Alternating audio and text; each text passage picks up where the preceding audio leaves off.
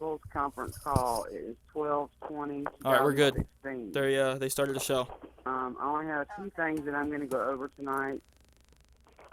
We have our first replica badges that are supposed to be coming in We're talking at the end about of this week so badges that we right can now. finalize and say our okays on them.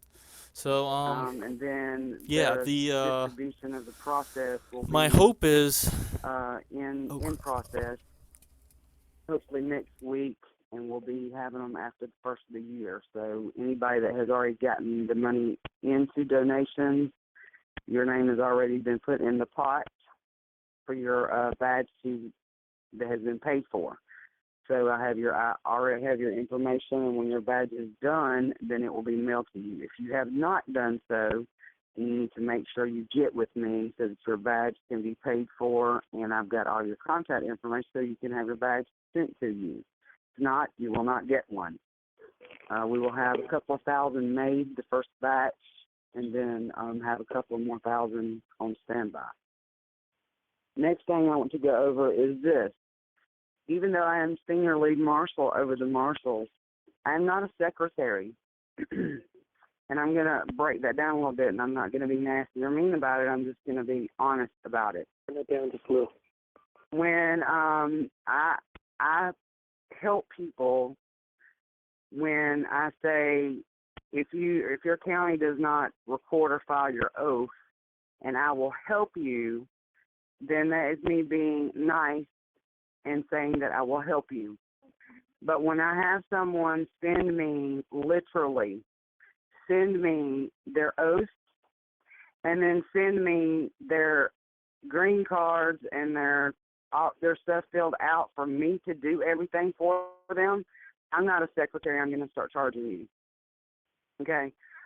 You can walk to the post office and do this yourself. That's not my job to do. Okay? I do not hold hands.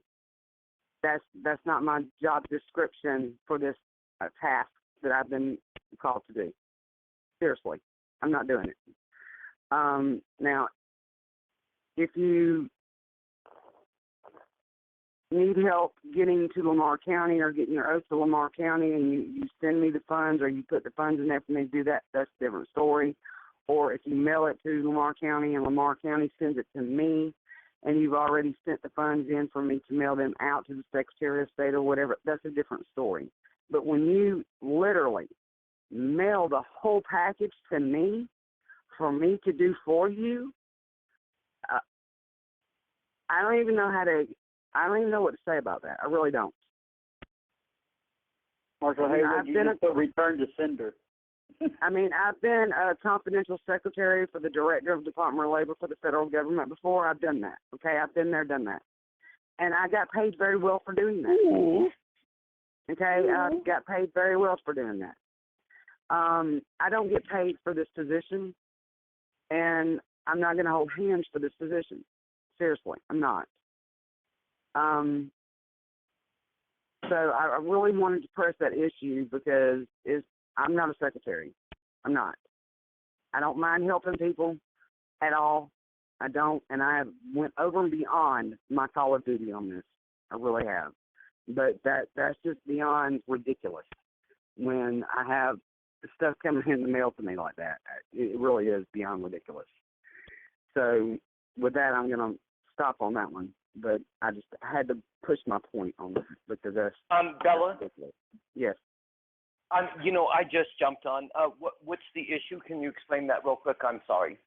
I had a couple of people that had sent me their oath that they had already had witnessed, and then they sent me money order or money that wasn't enough, but then they sent me the green cards that they had already filled out, but then they sent me the certified things that already filled out and wanted me to go and file their oath and then take their certified copies and mail them to the Secretary of State in their state, mail them to DC, and do everything for them. They sent me everything to do it with and filled everything out, but wanted me to do it. And I'm not a secretary. I don't do that. I don't understand why they're sending it to me to do. And thank you for informing me as to what the issue was. that's not my job to do. You know, that's what I'm saying. Is like, why are you sending this to me to do when I don't have a problem when you send me something to file to Lamar County if your county is not filing, because I told you to do that. But I don't understand why you're sending me everything for me to do it, because that's not my task to do.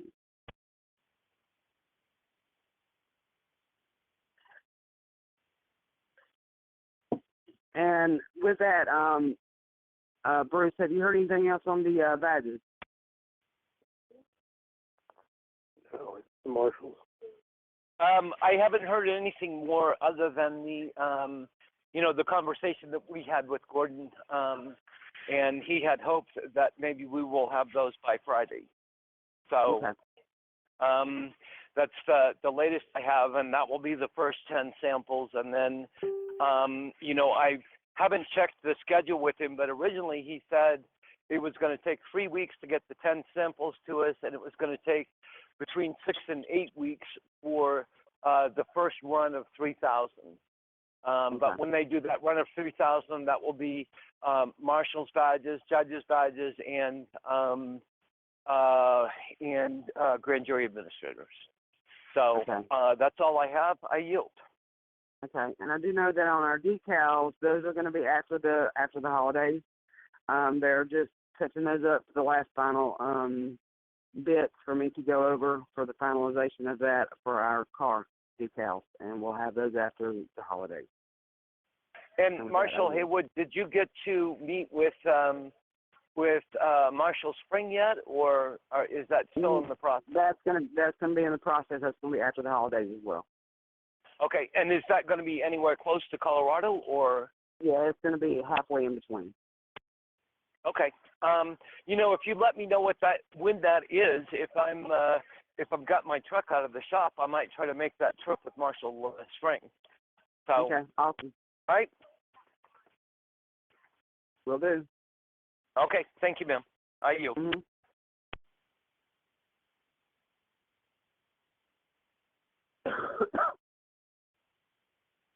Sorry if I'm coughing now. I've been sick for the past couple of days.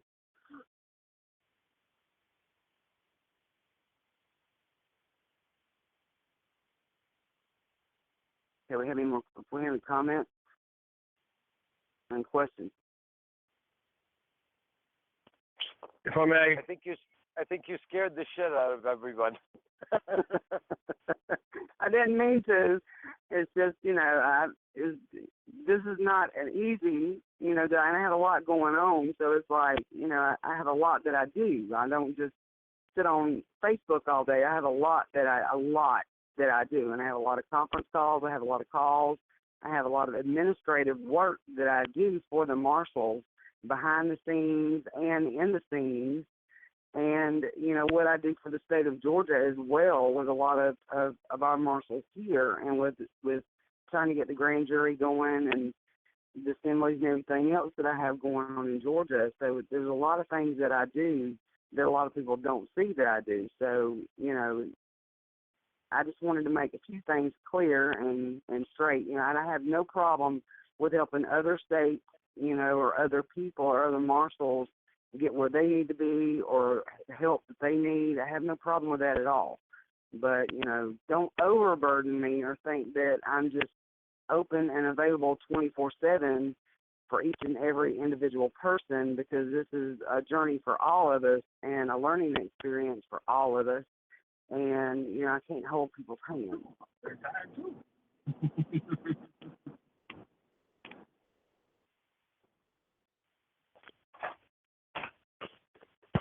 If I may. Yes. Marshal Cote up in New York. How are you? I'm wonderful. How are you? Good. I have a list of things, so if everybody will allow me. There's a couple of things. Is Justice Troy on the call tonight? I'm going to take that as a no. Lex Suprema needs to be updated. I've been going to the site looking for contact information for marshals. It has not been updated in a long time. My phone number's not on there. A lot of the marshals that have been sworn in and even have credentials are not on that website. So if somebody could get a hold of him, tell him it needs to be updated. That's kind of our website. That needs to be done. And a couple other things. I'm getting a lot of calls lately from people who are like desperate for help in foreclosures and civil matters and criminal matters and all the rest of this stuff, and I'm just a bit overwhelmed. I was going to get together with Marshal Townsend. I think we kind of miscommunicated to one another. I don't know if he was supposed to call me or I was supposed to call him, and he was going to kind of walk me through some of this stuff. But, I mean, some of these people are, about ready to get evicted from their homes and things like that. I feel wholly inadequate to do some of this stuff. I've had people May I cut in and respond to that real quick? This is Justice Doucette.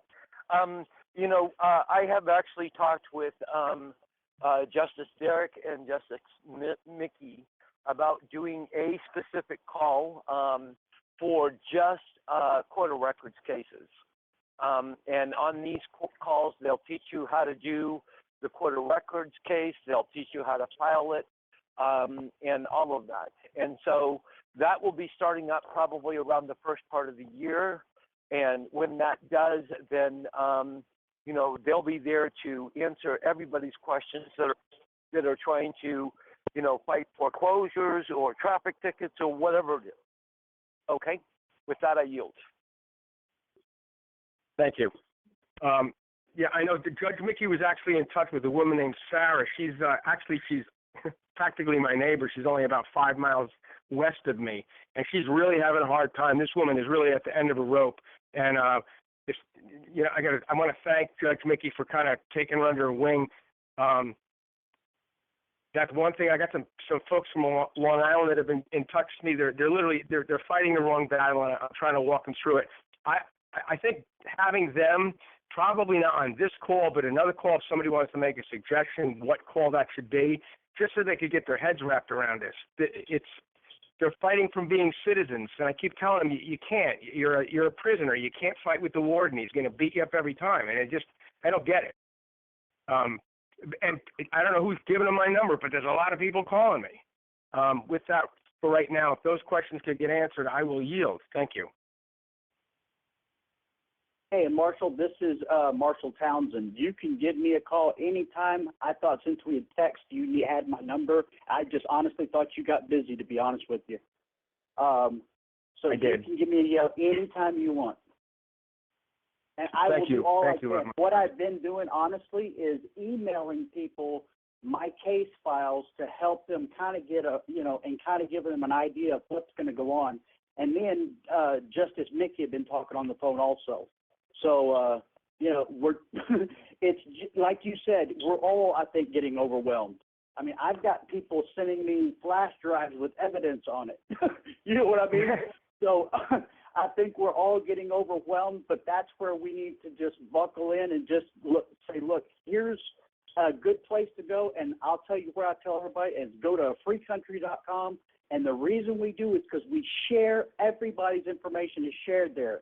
So if there's a foreclosure case, you can look at everybody's foreclosures and do that. If you have a citation, you can do. They're all there for everybody to use, and that's why we tell everybody to go there. So, but other than that, I yield.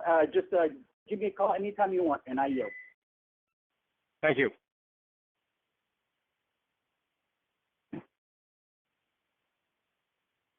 If I may again, Marshal Haywood. Yes. Also, I've been telling people to read, Anna von Reitz and to friend like Judge Doucette and go to his Facebook page and to your Facebook page and things like that, just so that people get their head wrapped around some of this stuff. In the beginning, like a year and a half or 2 years ago, when I first got into this stuff, I really didn't understand it at all, and it really took. Oh my God! It took over a year for me to actually be able to tell people exactly what I was reading and what it was about. And people were looking at me like, you're an alien, go away. And even to this day, I try to explain it to people, and just the common person can't wrap their head around what the fraud is. It's so deep, and it permeated everything, absolutely everything. So. Right. In regards to the reading, is there a list someplace of books, of websites. I mean, you know, I know Lawful America Solutions. I know Tactical Sovereignty, the group. I know a bunch of stuff. People that you know, places that I want to send people, but some of it's too deep, too far advanced. I mean, getting your feet wet.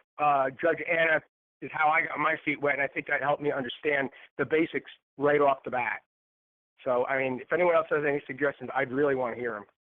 Thank you. I've got a great place to tell you to go because this is where I learned it. Bill Thornton, Thornton on YouTube, and look under Sovereignty and Common Law. He gives like 9-hour conferences for people like us. And you can download them. I've downloaded them all. I know people that cut their yard while listening to these things, but they're like 9 hours, but he is the guru of common law. Yep. So Bill Thornton on YouTube, Sovereignty and Common Law. Now you.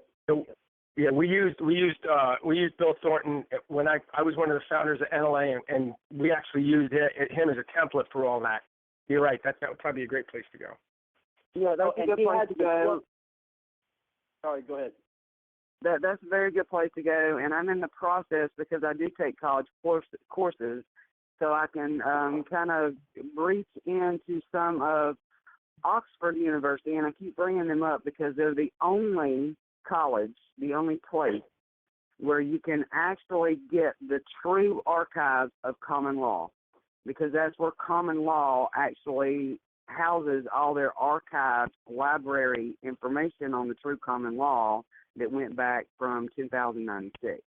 So I'm in the process of trying to get some of those original documents on common law. And when I do that, I will post some of those. And I yield. And one other thing is there is Bill Thornton's webpage is 1215.org, 1215.org. So you can actually download and see all kinds of things that he does. And it's all free too. So, and I yield. Yeah.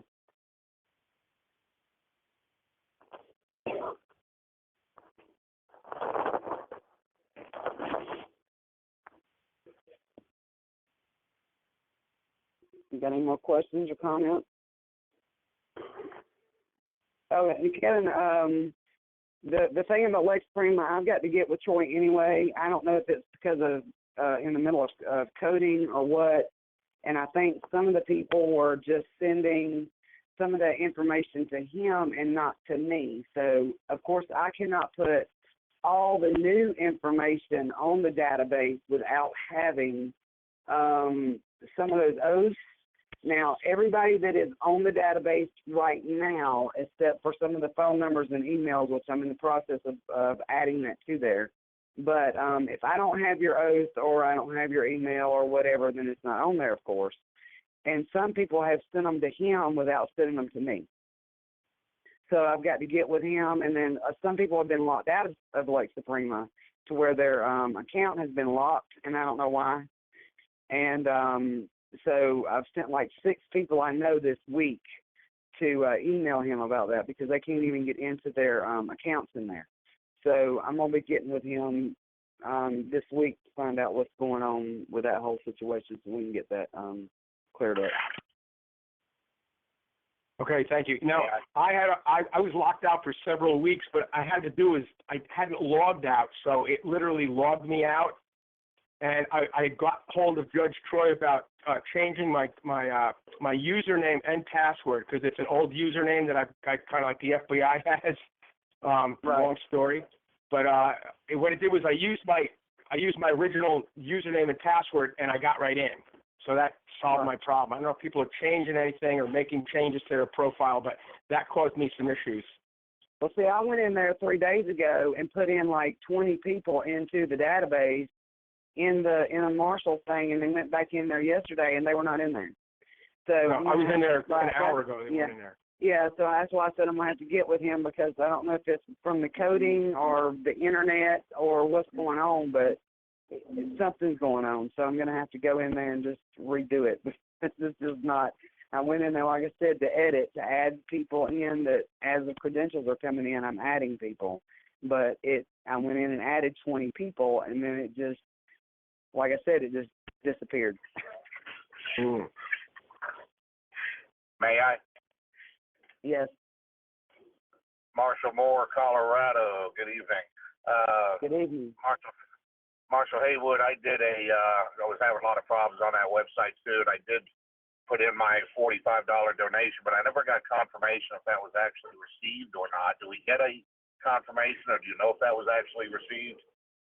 Yes, it was, and usually they send you an email showing that, or you can get an email, or it usually sends you a confirmation thing, because I've had 2 people already show me the confirmation that they get when they do the donation. But if you need me to send you an invoice, I will do it. No, just making sure you got it and everything's in process. That's wanted to make sure. Yeah. Thank you. No problem.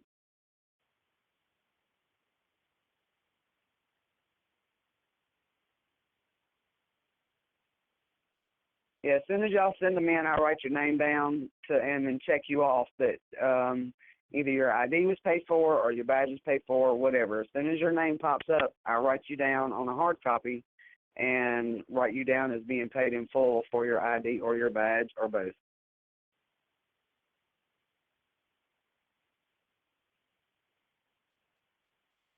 And then, like I said, I've got 3 people that have already done a reoccurring monthly, which one comes up as a base camp, one comes up as a company, and one comes up as something else. So they've already done a reoccurring monthly donation, to where they have a monthly donation that comes out to the Marshals Fund every month. And I appreciate them very, very firmly.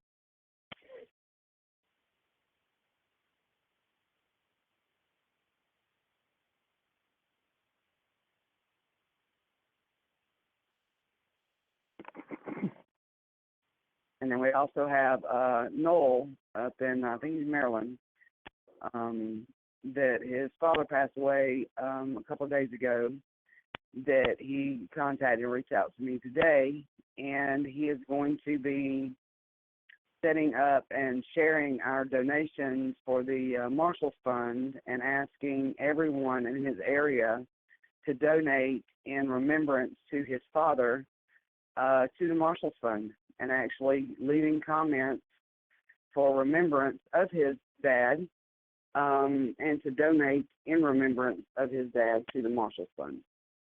And I want to thank him for that publicly.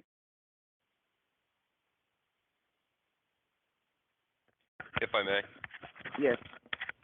Yeah, hi, Marshall. This is Noel in Maryland, and thank you for that. And yeah, I'm just putting it out. I mean, it's just a small group of people, and there are multiple donation sites that they can go to, you know, given my brothers and my dad's affiliations with churches and things like that. But I did want to list the Marshals, so that will be done, and that will be an option for them. And also, and thanks for the thank you. Also, going to Marshall Cote's conversation earlier, and for everybody, there's an awesome site. I don't know if anyone is familiar with it, but it's put out by Yale Law School, and it's the Avalon Project, and it's chock full of legal documents, lawful documents, dating all the way back to like 4000 BC, from there to current, and it's super, super comprehensive for anyone looking to do some real deep research, and just a really, really good site to check it out, or to check out. It's Avalon, AVALON .law.yale.edu, and again, it's the Avalon Project. Very cool site, and I yield. I've seen that before too, Noel. Thank you for that. I've seen that site before. It's actually very educational. Yes. Thanks. I yield.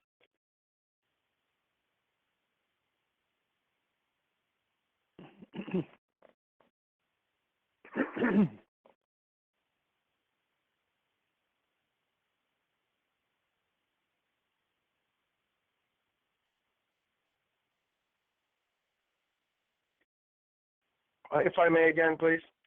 Yes.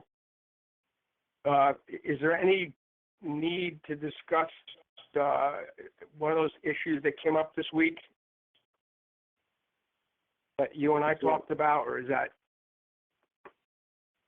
good to go now. Which one? There's a lot of issues With that came up this week.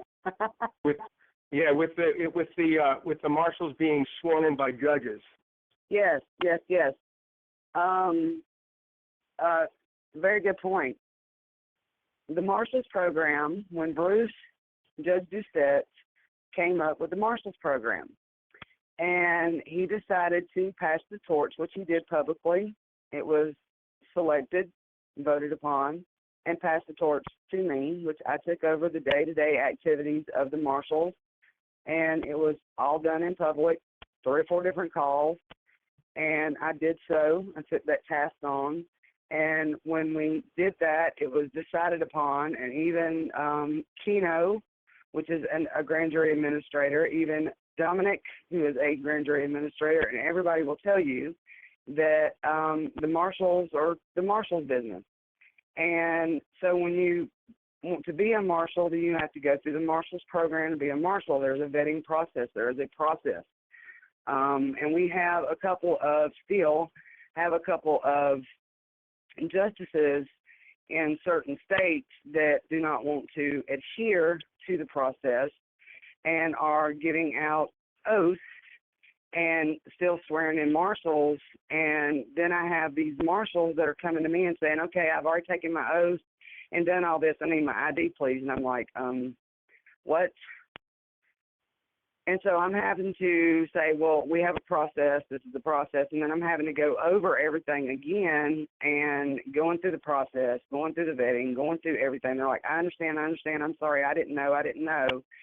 And I'm having to go through everything all over again. They're having to send me a copy of their oath. They're having to go through the vetting process. And I'm having to double do everything before they can get their credentials, because the judges or justices have done this outside of the process, okay? And just like Keno and Dominic and everybody else can tell you, a jury or the assembly, the jury is, nobody is over a jury, okay? Jury is we the people. There's nobody over a grand jury. The jury is we the people, period. The judge is not over the jury, and the judge is not over a marshal. Okay, just like in de facto, when you go to become a police officer, you don't go to a magistrate judge or Supreme Court judge or Superior Court judge to get your police officer badge or credentials or to get a job as a police officer. You go to the chief, or you go to the captain, or you go to the sheriff to take a employment resume or an interview to become a police officer, and then you get your training and you get your credentials. That's how that happens.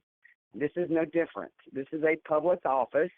Even though we are de jure and we work for the people, you still have a public office as an enforcer of the law for the common law grand jury. So in order to be a marshal, you still have to go through a process for the marshals, and it's not through a judge. It's through the Marshals program. So you have to go through the Marshals to get to the Marshals, not through a judge. The judge writes writs and warrants through the grand jury, through the administrator. You don't go to a judge to become a marshal. That's why the torch was passed to the Marshals to be for the Marshals. And with that, I yield. If I may, Yes. it's Marshall Moore again, Colorado. Then what about swearing in of the marshals themselves? Like, I mean, I've given you my oath and all that stuff, but I've never actually been sworn in by anybody. Well, when you swear, when it's not, you're affirming your oath, and what you do is when you have your 3 witnesses, you're affirming your oath to those 3 witnesses to the people. Okay. But okay. when you came, but when you right, but when you came to me, and I did the vetting process with you, and you talked to me as me being chief marshal nationally, and I talked to you, and I did your background and all that. I did your vetting through me. So I was a marshal doing the vetting to another marshal. But we, the people, are the ones that affirmed your oath when they signed and autographed you taking your oath. A judge didn't do that. The people did that. Oh, I see. Okay. That clarifies it. Thank you. You see what I'm saying? A judge doesn't have to sign your oath. The people affirm your oath.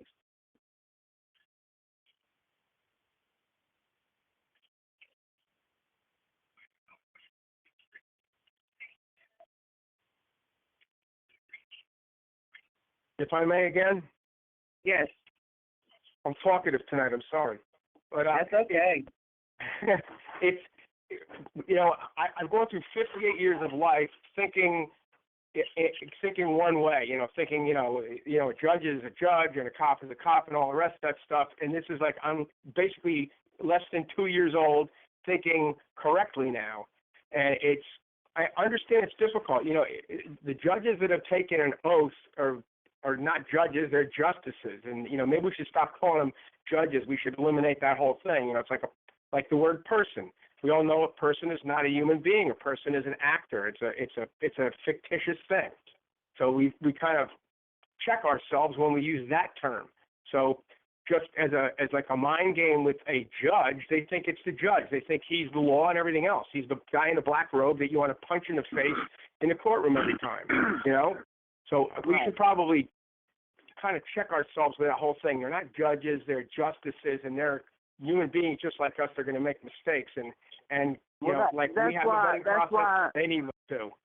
Right. Well, that's why Justice Doucette is having on the badges. They're going to have justice and not judge, because that's what they are. They're justice, and the people that judge are the grand jury, not the justices, but the grand jury are the ones that hand down the sentences. And the thing is the enforcers of the law are the marshals. That's who enforces the law, is the marshals. The jury is who hands down the judgment. The justices are who writes up the writs and warrants from the juries that make the judgments, and the marshals are who enforces the law. So are we peace officers or are we law enforcers? We're both. Okay. So when people ask me what I am, I tell them I'm a peace officer. You're a peace And they kind of officer, look but at me you're weird. also you're a peace officer, but you're also a law enforcer. You're a peace Right. officer, but you're also an enforcer of the law when it comes down to the grand jury handing you a writ or a warrant. If an administrator or a justice or a jurist hands you a warrant to go and enforce the law, then you're enforcing the law on the person that you've got to go and arrest. Right. As a peace officer. Yes. Okay. Thank you for clarifying that. Yes.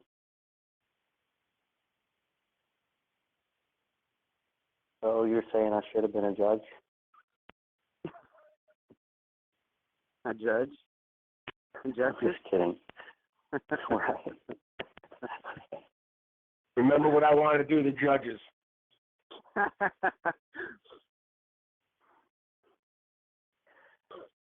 This is Marshal Schubert, if I may. Yes. All right, I haven't heard anybody really talk about this on any of the phone call, any of the conference calls, or anything like that. And it's just a sore spot with me. And so if this isn't the place to bring it up, you tell me. I'll back off of it. The whole Pizzagate thing is for real. It's not fake. It's absolutely 100% real. What they're doing to those children is horrible. And I have such outrage and anger about the subject. And Yes, that Giuliani and the FBI just came out openly with it and just positively identified it as true, yes. Yep. Yeah, and actually, if you've got a Twitter account, you probably want to go ahead and delete that thing, because they're threatening Giuliani right now to delete his account if he doesn't delete that information. Correct.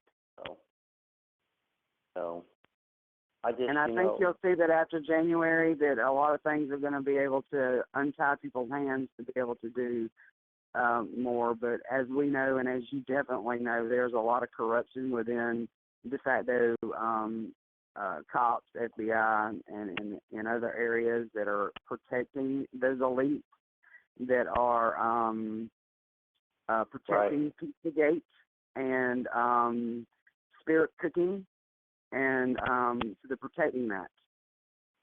Right, but, I'll give you a little quick rundown of those who don't know. Pizzagate refers to children.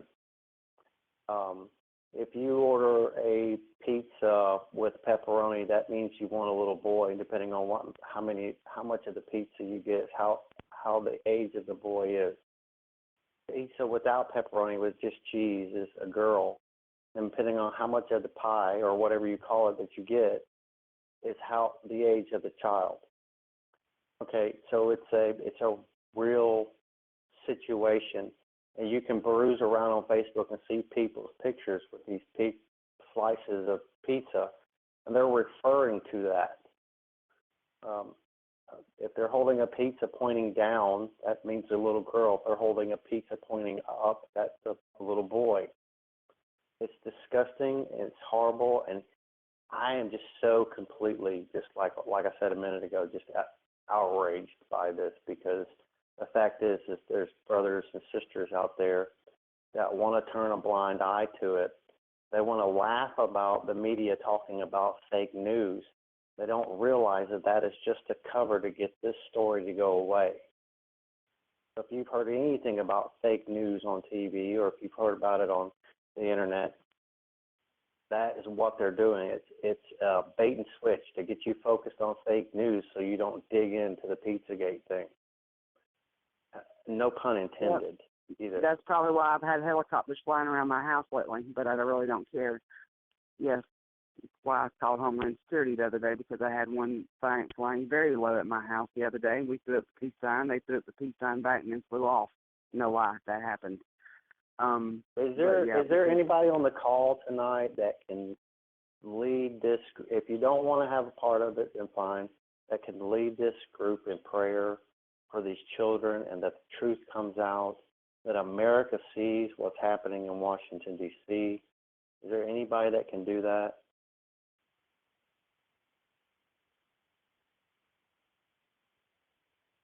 Anybody? Since you brought it up, I think it should be you. Oh, no. I can't do it. I get too angry. I can't. I don't know why this hits a sore spot with me, but it does. And it's been on my radar for years. And, you try to talk to people about it, and they want to act like it's not real. They want to act like it's all made up. I'll lead us in prayer. Yes, thank you. Go ahead. This is Marshal Townsend. So Go ahead, let's all pray. Lord, we come to you tonight. We just want to thank you for who you are in our lives. We want to first thank you for all the people that are volunteering, Lord, to do your work and to do what's true and right, no matter what. And Lord, in these times of need, and we see these evil deeds going on, we know that you've always said that you will bring it to light. And we ask that you just open or lift the veil so that the evil deeds will be known, and we can do what is true and right and punish those that are causing these children harm. We just ask that you just be with us, guide us, and protect us. And anyone that's involved, we just ask that they be known. And all the ones investigating, we ask that they just have the eyes to see what you see, Lord. And we ask that justice be done in your precious and holy name. Amen. Amen. Amen. And I'd like to also add, that we ask that you, the blood of the Lamb, cover this whole group right now in the name of Jesus, and that you open everyone's heart and mind to what's going on in Washington, D.C., that you know the evil that's abounding right now with Podesta and Clinton, Obama, McCain, everybody in Congress, the Senate, and Washington, D.C., and the White House that's involved in this child trafficking that's coming out of Australia and Brazil and India and U.S. right now, flying the foreign children into Washington, D.C. They're flying them in from foreign countries into the U.S. They are trafficking the children from our country into Washington, D.C. right now, Lord. And we just ask that you open the eyes of everybody around this nation so that the veil will be lifted and that the true American people can stand up, the true Christians and your warriors can come down and smite the evil that's on this planet in the name of Jesus. Amen. Amen. Amen. Amen. Amen.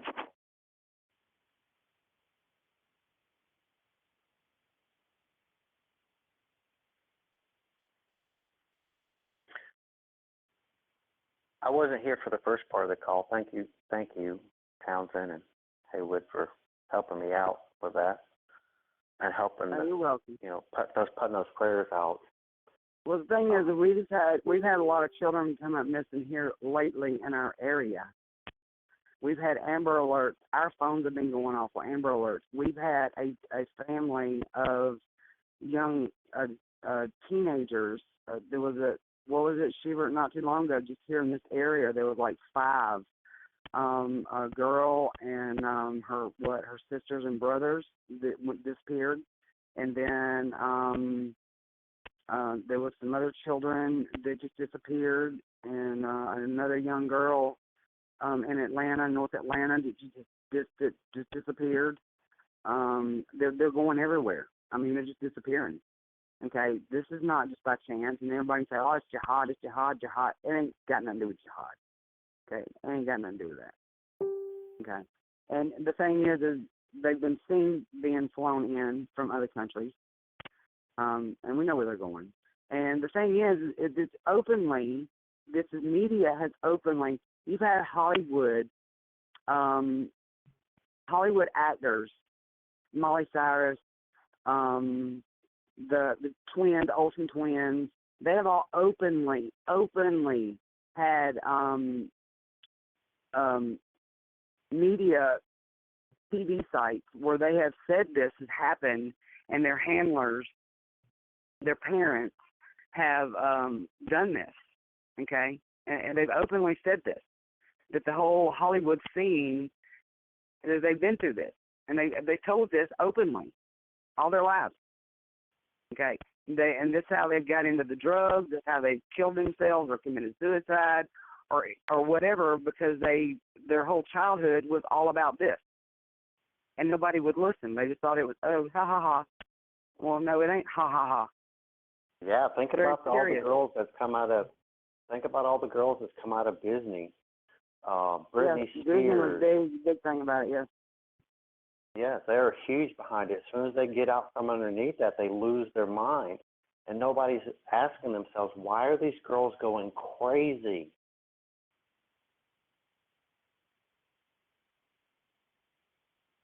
Yep. It's very serious, and it's a very major cover-up. And, everybody just kind of brushes it off. And I had a conversation the other night about this whole thing, about cover-up. And it's a major cover-up. It's cover-up of evil, and a lot of people professing to be Christians straddling the fence and are scared to speak out. And, everybody's like, why is God allowing this to happen? It's not God. It's man. It's man professing to be Christian, sitting on their hands saying, oh, I better not say nothing about that, They might chop my head off, or I might go to jail, or they might come after me. Well, it ain't God's fault. It's your fault because you're standing by and letting it happen. You ain't doing nothing about it. If you show up in numbers, you might can do something about it. Maybe God's looking for that warrior that'll do something. Yes. If I may, check this out. You're absolutely right. My mom said to me, oh, my God, I'm so afraid for you. They're going to come get you, this, that, and the other. I said, you know what, Mom? I'm sure Thomas Jefferson's mom told him the same thing. Guys, we are exactly where we were in 1775 as a country. This corporation, ran by the Crown of England, has taken over America, and it's because of crap like this that we need to do exactly what we're doing. This is the solution. The court of record, the marshals, the judges, the court administrators, the grand juries, we are doing exactly what we need to do to take back this country. And I'm standing, and I'll continue to stand, and I'm standing with a lot of you. I'm helping people. and we're going to keep going. I yield. If I may, I'm going to Yes. throw a statistic at everybody so they can get the grasp of this. According to Google, there's 800,000 children that go missing a year. That's 2,000 per day. Why no bones? Why no bodies? Where are they going?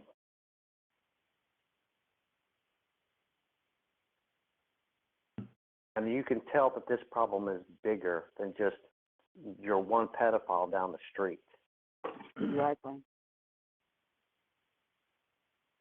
Yeah. I'm sorry, y'all probably can hear the, yeah, you could probably hear the anger in my voice. I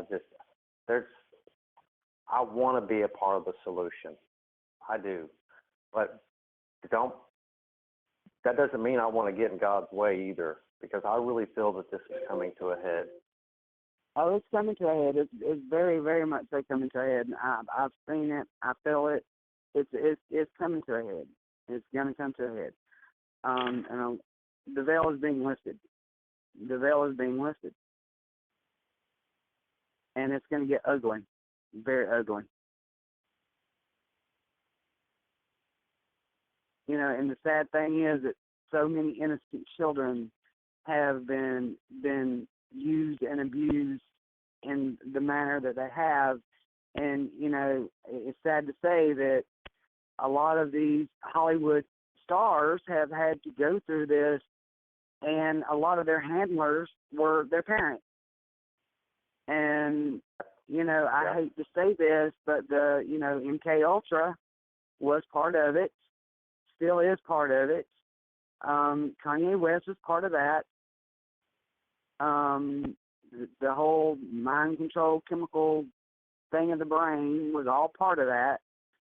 Everybody can call you a conspiracy theorist if they want to, but it's all there. It's all open. They don't even try to hide it.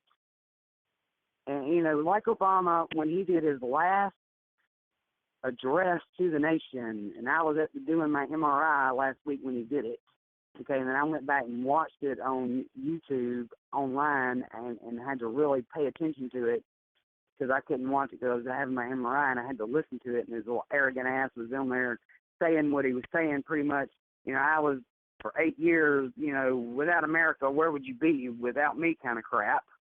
You know, the arrogance that was just rolling off his tongue. But he even said it himself. You know, he said pretty much to the media, well, we just gave you bits and pieces and y'all just ran with it. You know, they're not trying to hide anything. Everything is, the mainstream media has put every truth, every criminal act, everything in the public's eye.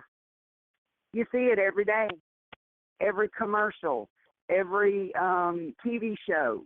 They show everything: transgender, homosexuality, child trafficking, Pizzagate, the pedophile, everything. It's all on TV. It's all in your news. It's all in your TV program. It's all there, every bit of it, every day. On what we call mainstream media? So, your mainstream media, it's there every day. They show you that every day. Wow. Every day, they show you that. Obama even told them in his last address, he said, you want to blame somebody? He said, we gave y'all bits and pieces and y'all ran with it every day. Y'all are the ones that did it. You ran with it every day. We gave you bits and pieces every day. He literally said that on live TV. When they were asking him, okay, was it the Russians' fault that Hillary lost the election? He said, we gave y'all bits and pieces every day, and y'all ran with the full stories every day. Go back and look at it. You can Google it. Go back and look at his last address. It was last week. He said it on TV. Thank you. Well, I'll check it out. I debated about it. You know, I debated about whether or not to even watch it. No, that's what he said. He literally said that. He literally said that, you know, it's a shame that, you know, I this last 8 years, you know, I did all this, and I was the best thing that America ever had, and I don't know what y'all are going to do without me. He's literally saying all this on TV. literally. Arrogant. Wow. Well, And you he know, that literally situation- he blamed everything on the media. Yeah, well, you know, that whole situation with Comet Ping Pong and that guy taking the gun in there, you know, when his family was That was interviewed, he literally believed that those children were in that building. It may have been staged, but he grabbed his gun to go save some kids. Yeah, well, the thing is when WikiLeaks came out about that whole thing about ping pong, the pizza thing and everything, they changed the logo on the outside, and they changed some of the pictures inside the place. Because, you know, they had that whole thing in the White House. Because, you know, Obama was tied to all that. That's the reason why they didn't indict Hillary, because the emails even showed that Obama was tied to all that. And they even had some of those parties and some of those fundraisers in the White House. Yeah. So he was tied to all that. That's why she wasn't indicted. But after WikiLeaks leaked all that is when they changed the logo on front of Ping Pong Pizza, and that's when they the underground the concrete underground thing, the basement thing, is when they cleaned that out, and the tunnels, they cleaned all the tunnels out. And they moved some of the pictures, and Podesta moved some of the pictures that was in his house and in his brother's house. And they changed some of the logos around and brought down some of their Twitter accounts and moved around some of their stuff after the WikiLeaks came out. That's when they kind of did away with some of that stuff, say, hey, you know, let's take some of this stuff down a little bit. But that was, you know, after all that came out. Right. And let me just say this, the guy that went up there to try to supposedly investigate with a gun was all staged so that they could start calling all the independent media fake news.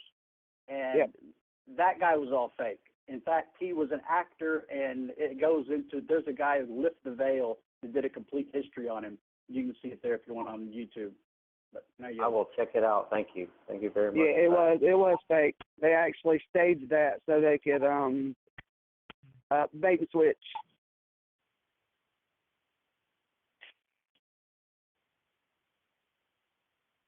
But like I said, now Giuliani and some of the FBI and some of the others are coming out saying that it's not fake.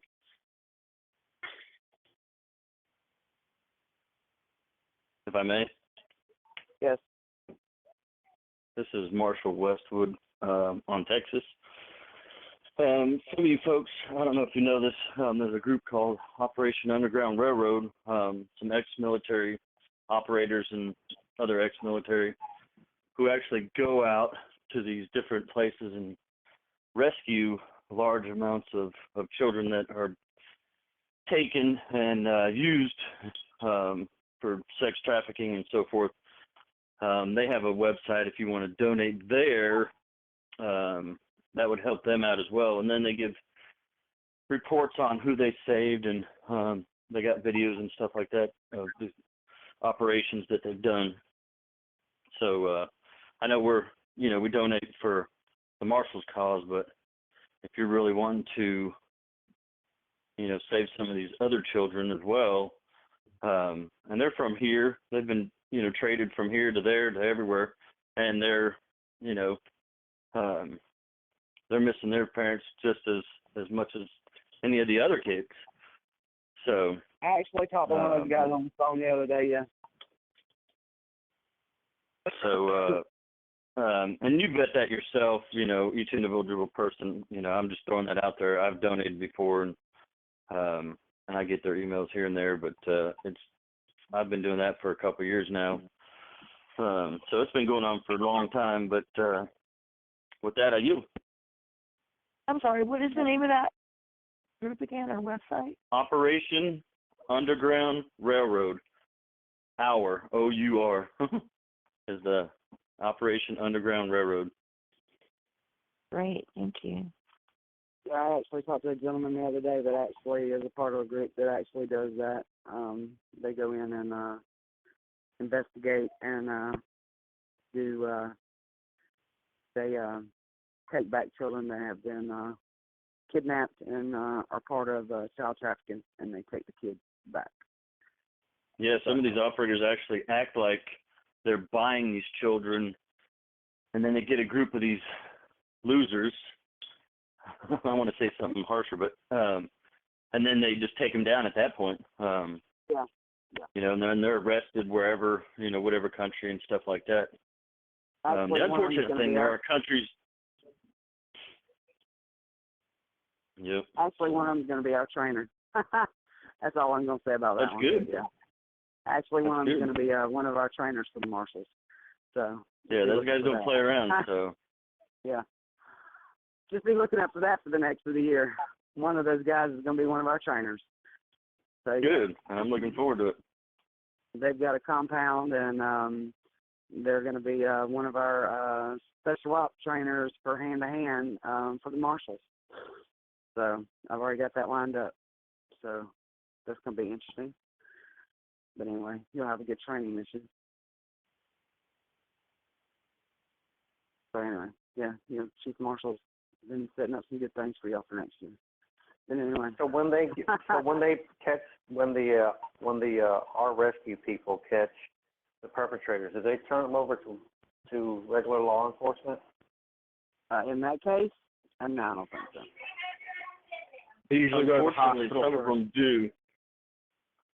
I'm sorry, there was too many people talking. I didn't catch that. Some of those they do, yeah.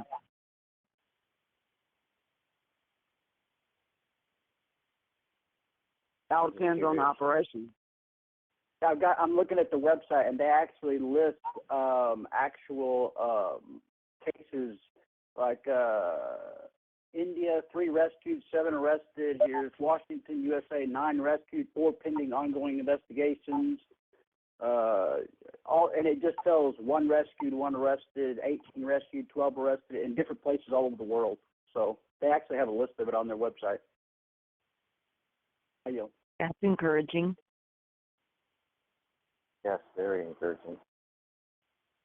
Yeah, there's 2 or 3 very serious groups out there that are doing this, and they're lifting that veil. So, you know, don't ever lose hope about people not interested in doing what they need to do on this, because they are. They're very serious about this. The only reason why I said it. Yeah, there's a lot of people that got their eyes open about this. Right.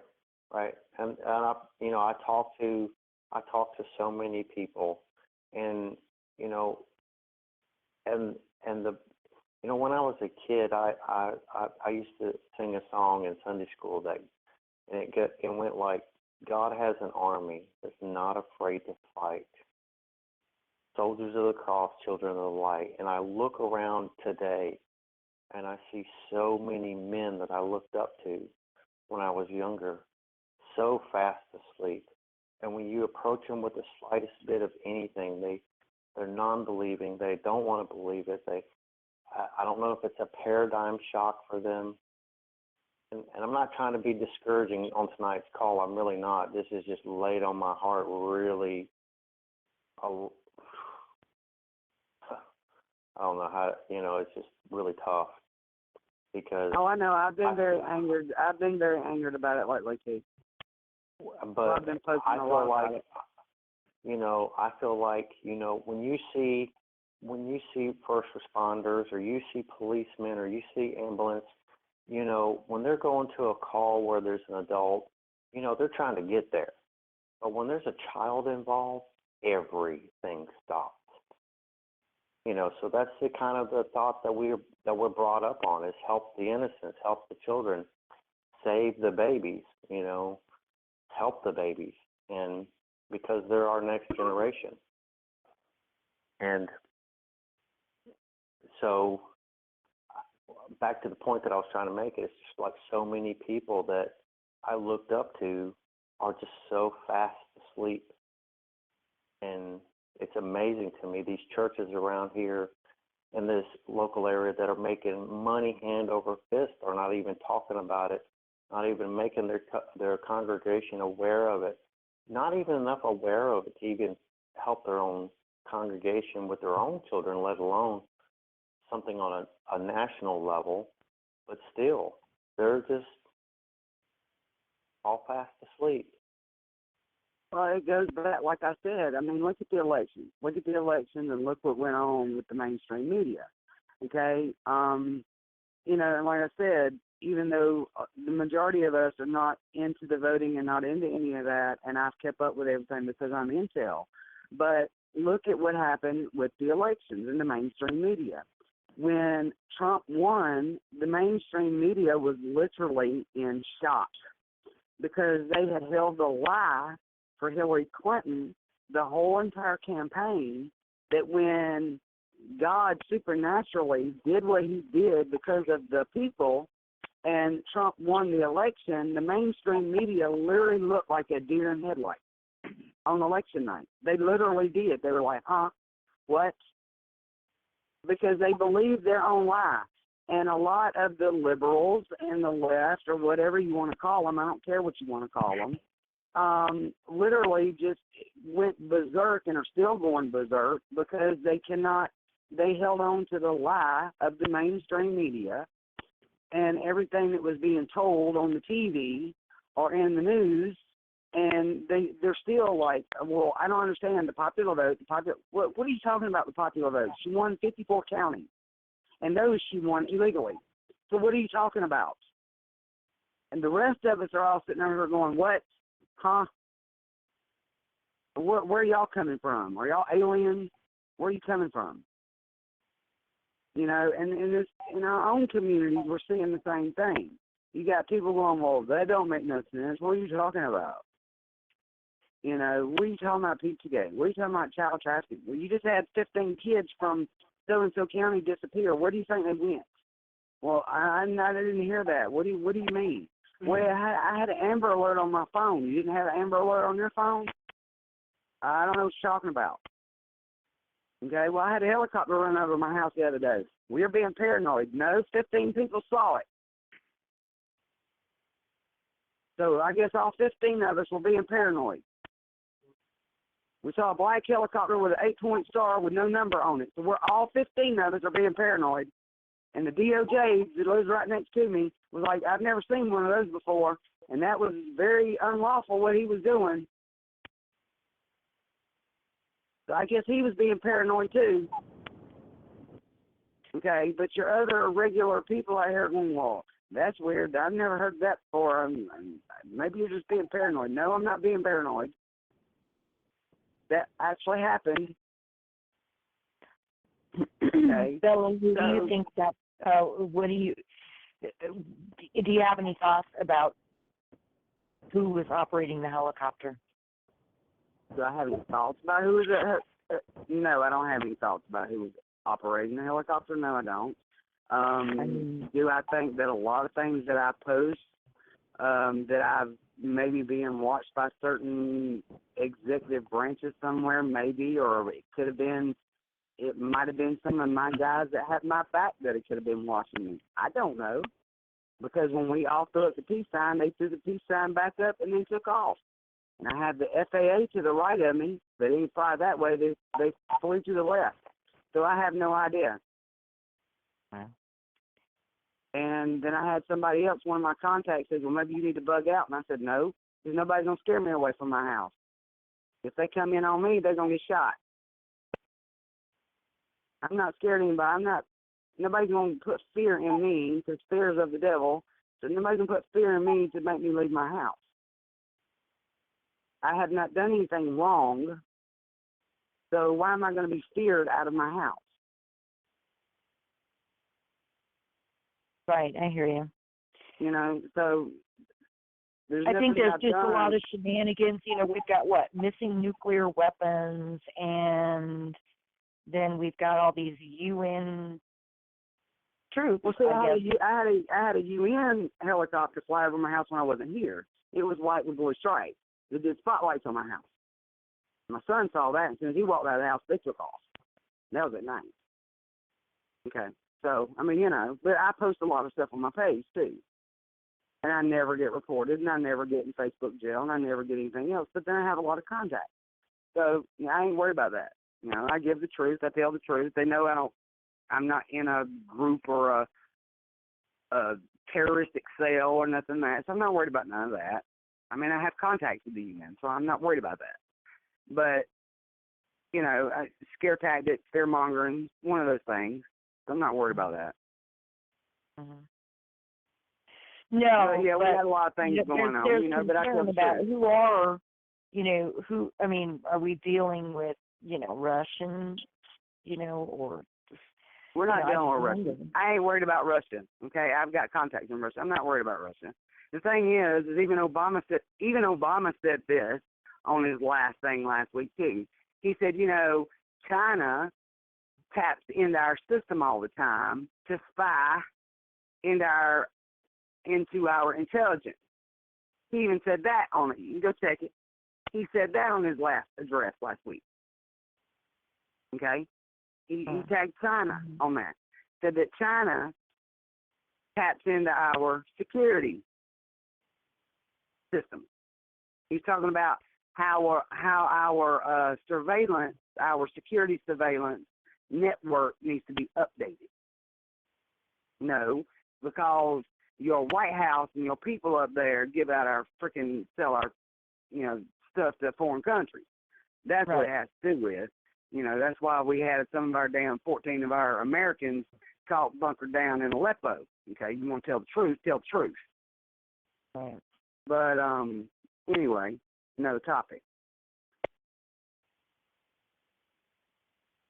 So but, yeah, go back and look at his screen for last week. He told all of it on live TV. Yep. The guys that leaked all the stuff to WikiLeaks has already come out into the public, and it was from the Democratic National Committee. It was he worked for the DNC. Yep. Yeah, it was people that in the White House that knew all the dirty stuff that was going on. There's a lot of people behind the scenes that are working on trying to get this information out, and they managed to do it. And it just totally, if Hillary Clinton wasn't so disconnected from reality, she would have seen the writing on the wall, but she didn't. She kept thinking it was a parade and a game, and keep on acting crazy. It's not just the DNC. It's not just the DNC that's doing it either. It's also FBI that are doing it because the FBI put a gag order on their employees. The FBI too. The FBI leaked because they put a gag order on their employees, so they did a leak, and the DNC did a leak. It wasn't Russia. It wasn't China. It wasn't anybody.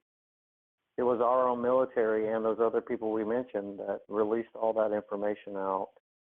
And you know, that just goes to show that there are good people involved that did not want Hillary Clinton in office. Yep. And I'm not saying that Trump is going to, be the knight in shining armor, because I really think this is our mess and we've got to fix it. Yep. But I do have a question about the decals. Did we find out anything about those? They're in the process of doing those. They're just trying to get the right color so that we can have the right reflection, so they can, reflect, just right. They're trying to get them just right.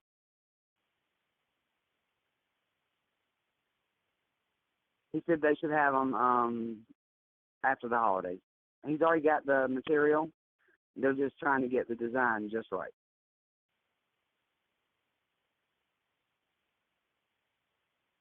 And then we'll have the websites and all that up after the first of the year too. So we'll have the decals, all the websites up. So the websites will have, I've already got bought the domain, so we'll have .net, .org, .com, and .info.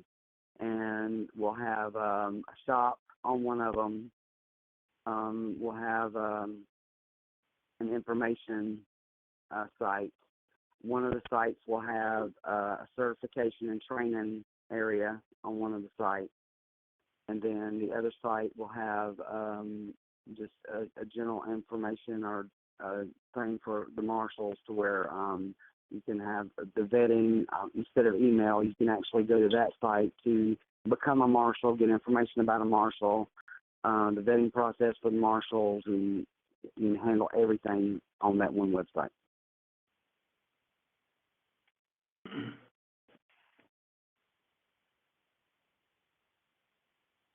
I've invited a few people to this call, and I know that I kind of took it to a different turn with the Pizzagate thing. It felt like I needed to bring it up. But I've invited a few people to this call, and if you would give out your email address, so the ones that are interested in taking that step to become a marshal can email you. Okay, cool. They can email me at Marshall Haywood at afreecountry.com. And Marshal Schubert, I will be probably after Christmas. I'm going to be setting up a Monday conference call, probably through the HD conference call for Georgia, because we're going to be, after Christmas, setting up our grand jury for Georgia. I know you missed that meeting, but we will be setting up our grand jury after Christmas and the New Year in Georgia. So we'll be setting up our conference call for Monday. Is that something DW is going to host, or is that something you still want me to do? No, that's just going to be us for Monday's call, because that's just going to be for our grand jury for Georgia. And we've already got. Well, I meant running the board. I didn't mean hosting. I meant running the board. Yeah, I mean, me and you can just do the board. It doesn't matter. But I've already got we've already got the administrator and a justice, and actually we've got 2 justices, an administrator, and we'll end up by that time hopefully having about 20 marshals, hopefully even more. And my goal after the first of the year, instead of having 25, is having up to 50 jurists, and having 2 administrators, and having 4 justices, and hopefully by February having 100 marshals for Georgia. Awesome. Well, we could use that. Yeah. So, but I will set that call up for Monday afternoons for Georgia. And I'm going to talk with Bill Hewitt to see if we cannot use the Lamar County Courthouse, one of those rooms, for our meeting room for our grand jury.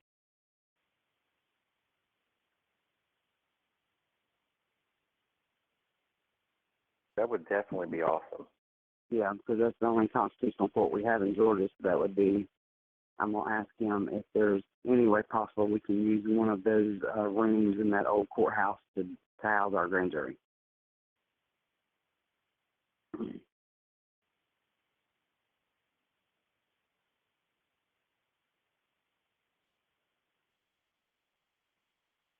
Did anybody see what? I'm sorry. May I? Yes. Go ahead. I'm sorry. Did anybody get to see what D.L. Harris put on Facebook yesterday? No, I did not. Well, a buddy of his got arrested driving without a license or something like that. And they went through the process of calling the clerk of court, told the clerk of court that they arrested him without a warrant. They were going to send him a 1099-A, followed by a 1099 OID, and then a Form 3942, something like that, to investigate him for fraud. And they let the guy out of the jail 4 hours later, no questions asked. See you later. Have a great day. That's awesome. It's great. Yeah. That's awesome. So he didn't even make it to his bond hearing before they let him out of the jail.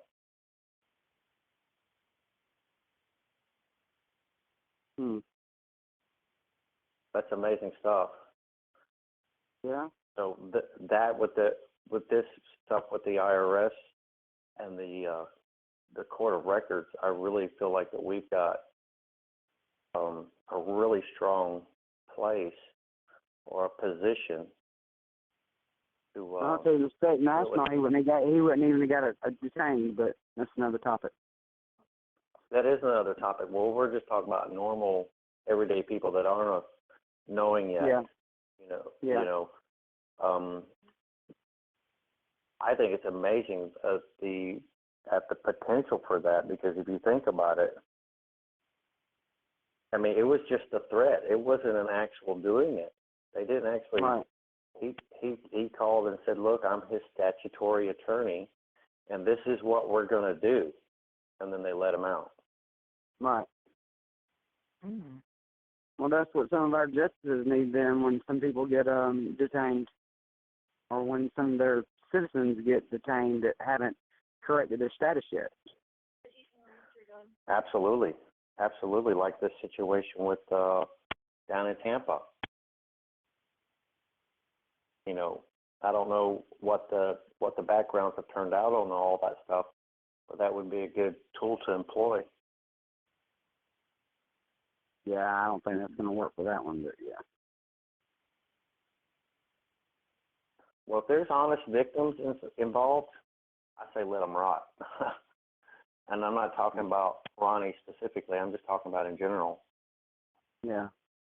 You know, if there's children being hurt, or if there's stuff like that, I say let them stay in there. But you know, as far as driving without a license, or you know, all these codes or statutes, and it'd be great to get all the marshals up to speed on how to do this paperwork and get this stuff rolling, or at least Right. pose it in such a way that they think it's imminent.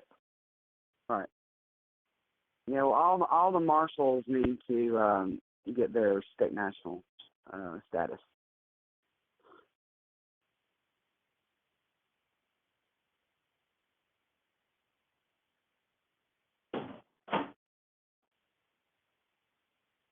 And that's totally different from a 4-star and 5-star passport, by the way. That's state national. And we will be going over that after the first of the year. But all marshals need to get their status corrected to being a state national.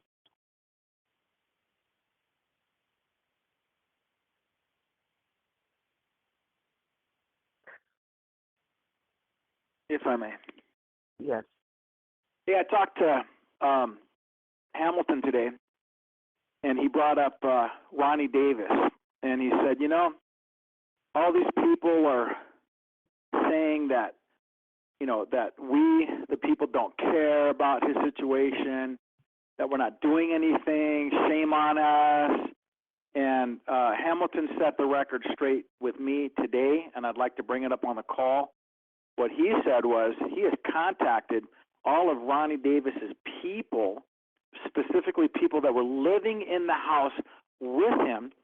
He requested specific information such as affidavits. He has requested other information, and they have given him nothing, absolutely nothing. So that's where that's at. Okay, Hamilton wants to help. He's ready to help. He'll do a quarter record on a drop of a hat, but he's got no help. Anyways, with that, I just wanted to throw that out there. I yield. Well, I wanted to follow up with that. I'm completely aware that we're trying to help Ronnie. I wasn't bringing that up because I know somebody had got upset about that on one of the phone calls, but I was actually a part of doing a background lookup on him to see what was going on with him for real. So I want you to know that there are people working on that in the background, not just Hamilton. But it may have been through Hamilton that I received what I received to ask to kind of check it out. But I do know that we are helping him. We're trying to help him. Yeah, and I would like to iterate on that. There have been people trying to help him in the background, okay? And we have been trying to help him. But you have to understand something. And I want to make this clear. When the actual event happened, it went live. It was on live air when the incident happened. And instead of asking for a justice or a marshal or the Jure, the first and only thing they asked for was militia or their team. That's all they asked for. That is live. You can look it up under Revolution News and Info on YouTube. That is a fact. That's all they asked for. They asked for militia. That's what they asked for. Now, when Hamilton contacted them and when anyone else contacted them to get an affidavit, to get birth certificate, to get any proof of life, to get any proof, anything, so that they could send a court of record or so they could send anything to get him out of detainment, out of de facto, they would not give any information. There's a reason why they're not giving information, and I'm not going to give that out publicly because it's not my due to give that. I know the reason, but I'm not giving that reason. It's a dark reason, but I'm not giving that reason. Okay? So Ronnie's fate is wherever Ronnie's fate's going to lie. But there are people that have been helping and trying to help him get out of the de facto's clutch. And with that, I'm going to yield.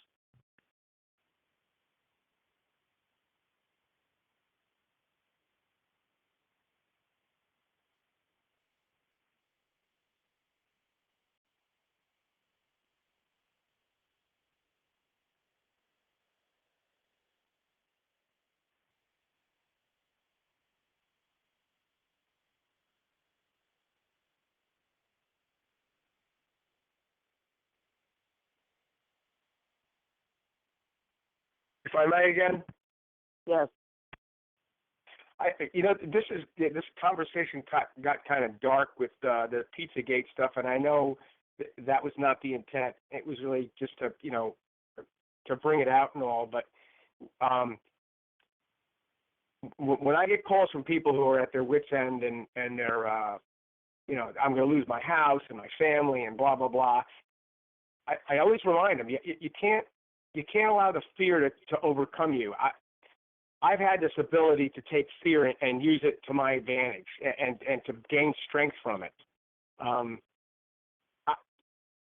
And relating to this whole thing tonight, we were talking about Ronnie Davis's troubles and this Pizzagate thing and some issues that we're even having with ourselves with the with the judges and the marshals and all the rest of this stuff. If you can learn. If you can learn to take these things and use them to build yourself up, to overcome the fear, and use it to your advantage. It's like fighting. When I did martial arts and I taught martial arts and stuff like that, if you got mad, you lost. You couldn't get mad. You had to see a weakness and you had to exploit it. And you have to understand. These pedophiles and especially the people in government, they're becoming bold and they're coming right out and saying stuff, and we have to use that to our advantage. That could very easily work to help to get our juror assemblies and our juror societies together and get our common law courts set up in our counties. I mean, that's where it all has to come from. I'm a marshal sitting in New York. I'm like a little I'm like a little red berry in a sea of black around here. Not to say red or black is bad or good, but I'm the only one here. We have a couple of marshals in Pennsylvania, and there's none in Connecticut, New Jersey, Vermont, New Hampshire, Maine, Massachusetts. I'm it. I'm like it in the Northeast. And after the first of the year, we're going to start getting, we're going to put the public announcement in the newspaper, and we're going to try to get some people together and form the Journal Society so that we can get this underway here. Now, I've already done this once with National Liberty Alliance, so it should be easier. At least now we won't make the mistakes that we made the last time. But that's what we should be doing with this fear and these bad feelings that we're getting from all this crap that's going on. This should give us the strength. This should empower us to do the right thing. I mean, here's our opportunity now to right or wrong. I mean, that's why we're here. We're all here on this phone call doing this. I'm a marshal. You're the chief marshal. There's other marshals on the calls. There's some judges on the calls. We're here doing this for a purpose. Here it is. God speaks to us about doing something all the time, every day. This is it. I yield. Yep, I agree. That's why Thank I you for tell that. everybody, you need to get out and, especially, right now our hands are tied because of all the corruption that's like doubly corrupt right now, and hopefully after January 20th, and I really feel like there's going to be a shift, and I feel like that, we're going to be able to do a little bit more. That's why I said on February the 8th, we should all just pound it hard and resend in our oaths to the new Secretary of State in D.C. and hit the ground pounding and just set up and do public announcements, set up assemblies in every state and every county we can, and just build it up, and just hit the ground pounding. And just be street warriors, period. Be street warriors. And get and reach as many people as we can. Seriously, is what we need to do. Because I'm going to tell you what's going to happen. Because of what's happened with the shift in the election and with the Republic Party, and I'm not saying Republican, I'm saying the Republic Party, because the United States went red, which is Republic, okay? The Republic. You get me? It's not Republican, it's the Republic, what it should have been to begin with. Okay, this hasn't happened since, they are now comparing him back to George Washington. He's the first president since George Washington that's going into the White House that owes nobody nothing. And that's literally what they're saying about Trump right now. Okay? So we are in a time in history where the de jure is actually going to be able to hopefully, if we do this right and use our brains and our heads for once, be able to go out and reach people that were not reachable before and educate them on the truth and bring to them a new way of thinking, and that is the right way of thinking, the real law, and educate people and bring up these assemblies and these grand juries, these counties and these states, because while he's busy doing what he needs to do in D.C. and New York or wherever they're doing their stuff up there, we can do things on the county and state level. And we can get this corruption out on the county and state level, okay? And we can work these states out and get them where we need to get them. Let him deal with what he needs to deal with up there. We can deal with what we need to deal with in the county and the state. That's what we need to focus on. And it's not just me, and it's not just Kevin, and it's not just Bruce, okay? It's all of us. It's all of our responsibilities when we take our oaths to support and serve and protect the people. That's we took that oath to do that. We didn't take an oath just to get out of trouble or just to say that we took an oath. We took that oath to serve and to protect the people. Not to just sit on our butts and say we have an oath. So we need to be active, and we need to do that. We need to serve the people. We need to get out and educate them. We need to get out and talk to them. We need to assemble them, and we need to get them together, and we need to make it happen. And with that, I yield. Hear, hear.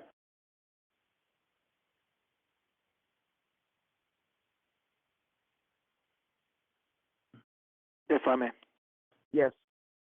I got an update. Chris Cave was arrested yesterday. They raided his house a week ago. Not raided his house. They showed up at his house to steal his car. The local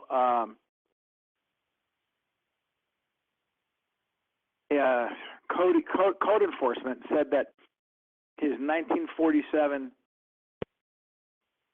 Dodge was a hazard, which it's not. And how is it a hazard? It's on private property, parked in his driveway, and all four tires are on.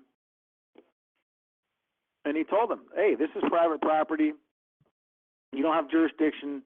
Well, they raided his house. They showed up, 20 cops, Las Vegas Metropolitan Police, a corporation, not working for we the people at all in any way, shape, or form, for-profit corporation, and drew their guns. He walked out with a gun in his hand,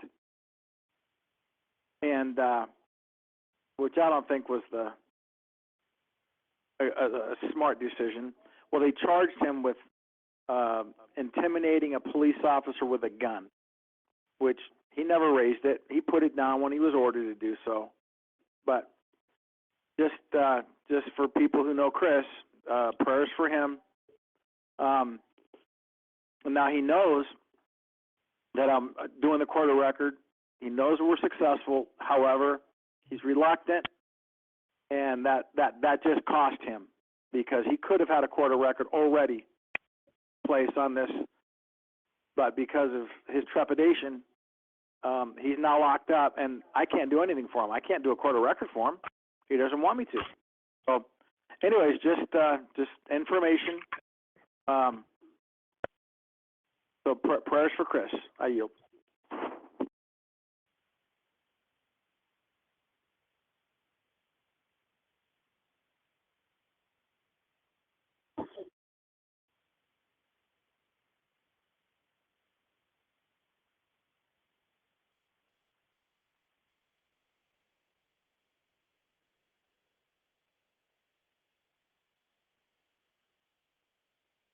Okay, Marshal Benson, I'm not sure who Chris is. Can you fill me in on that?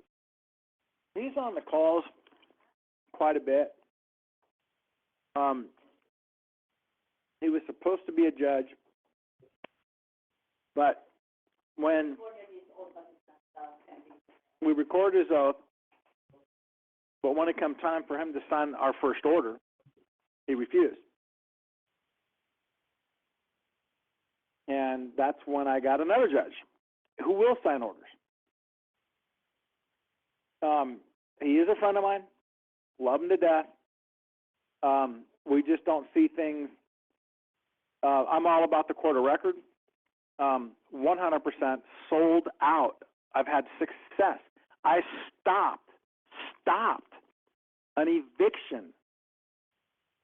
The judge said at this eviction hearing, the quarter record is nonsense. You're out of your house today. I saw the order.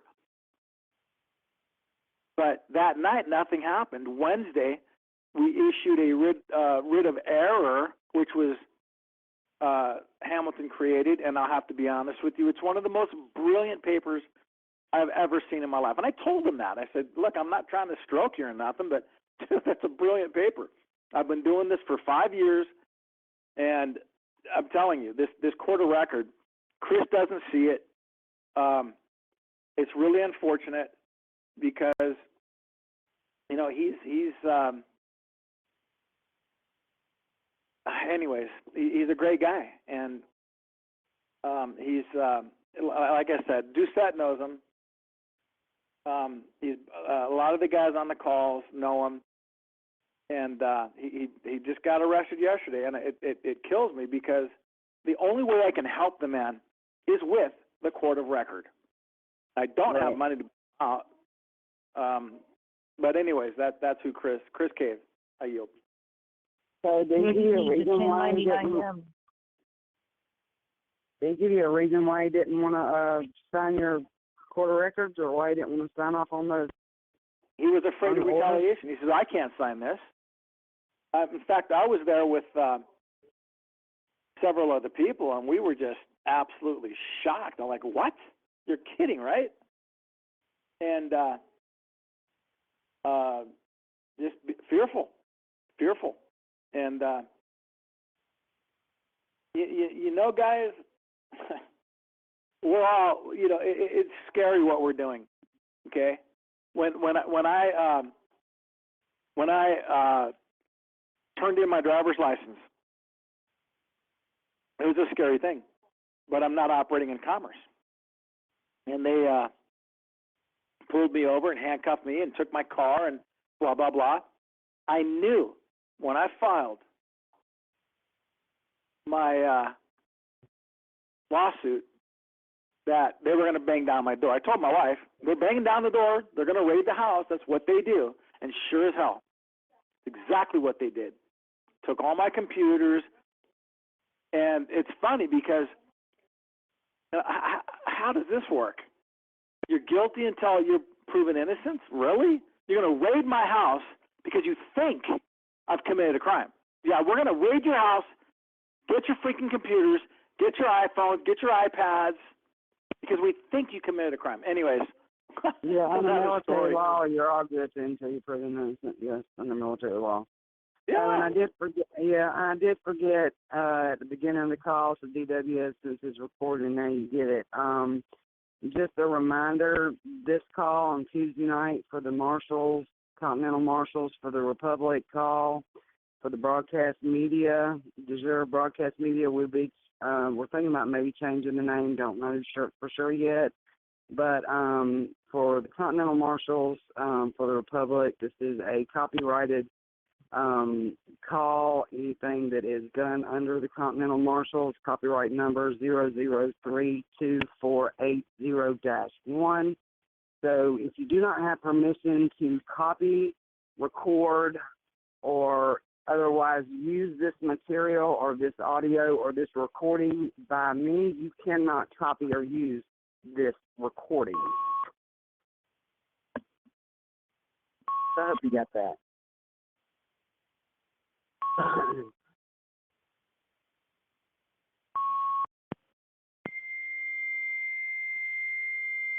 What's all this? Faxing. Hey, who's faxing? Yeah, exactly.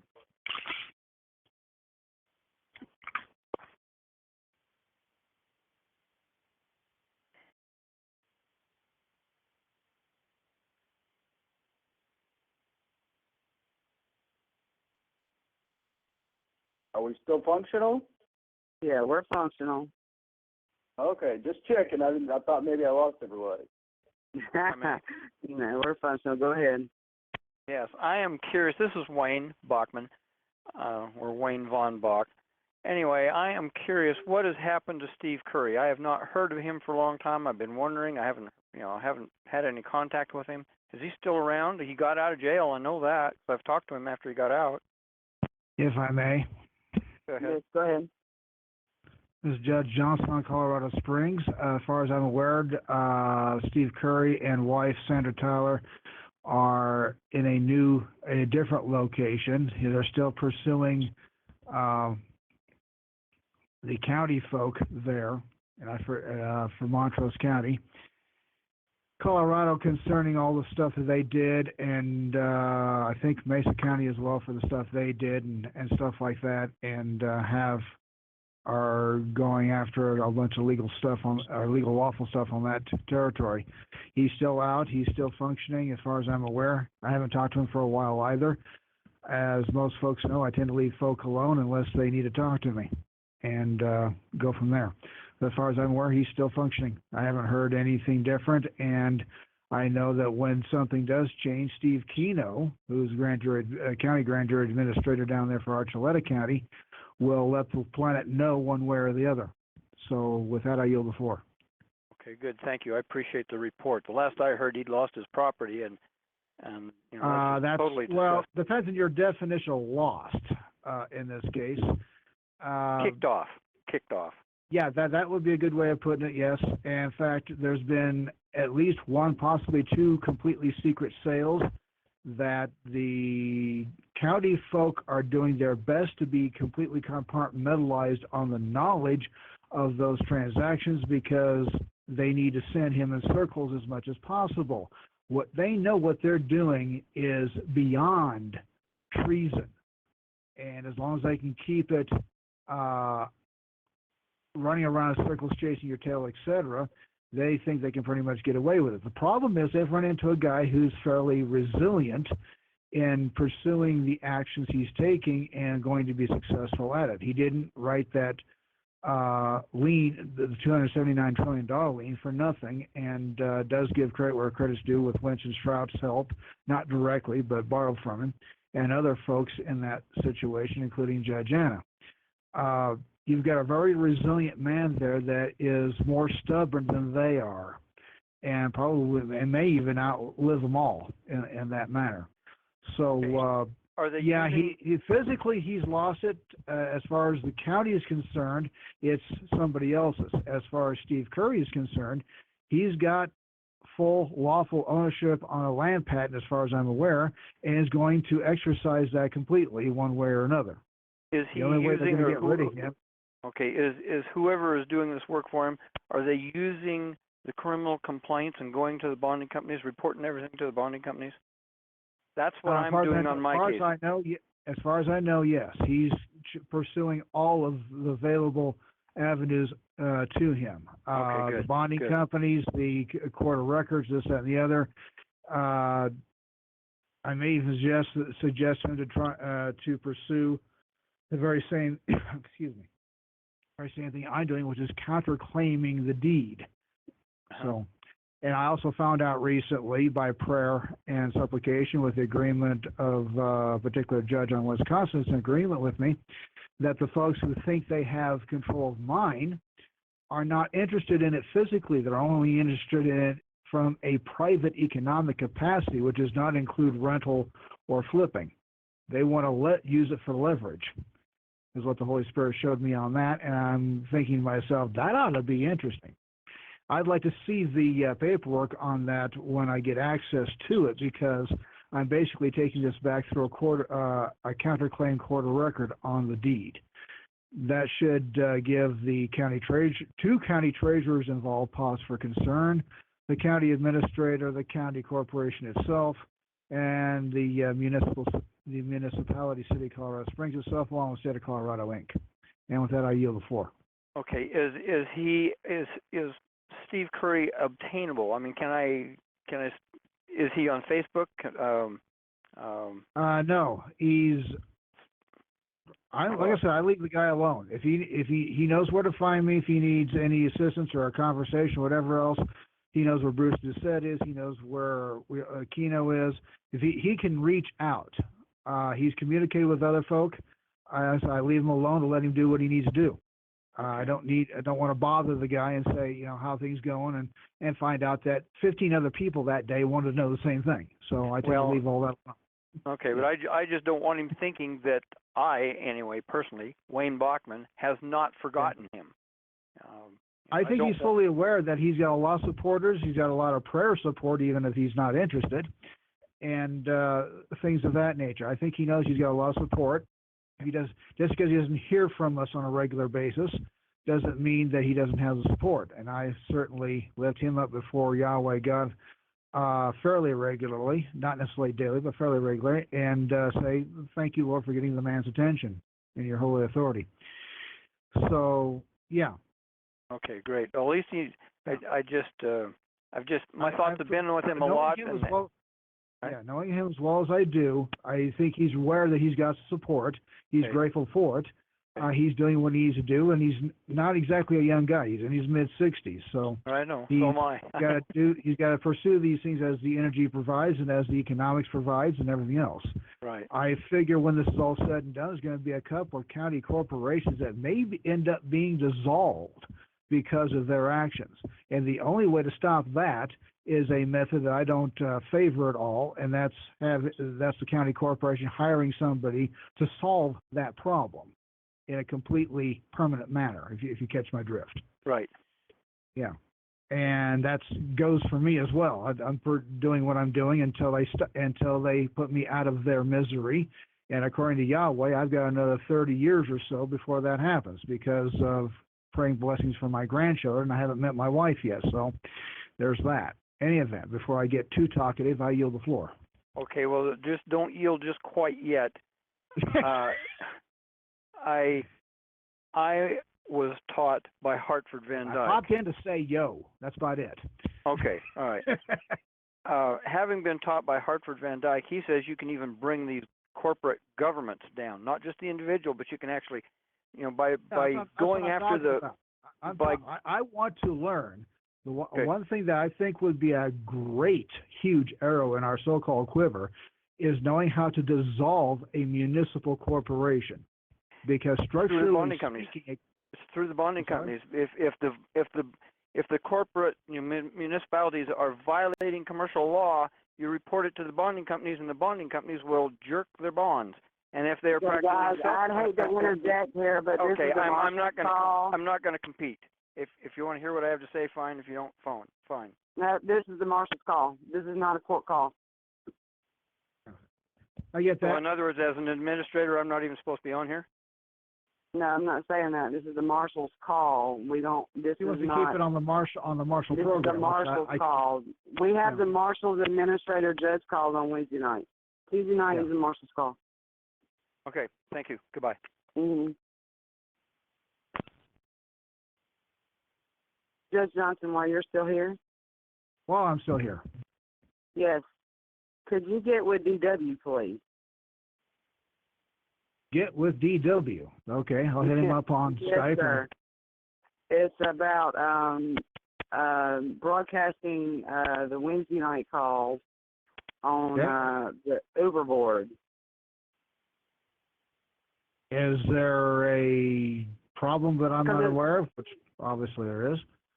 Well, me, Bruce, Bruce, Roger, all of us, Revolution News was supposed to stop broadcasting last week. And Supposed to, yeah. Yes, and DW was going to take over the broadcasting of the Wednesday night calls and Tuesday night calls.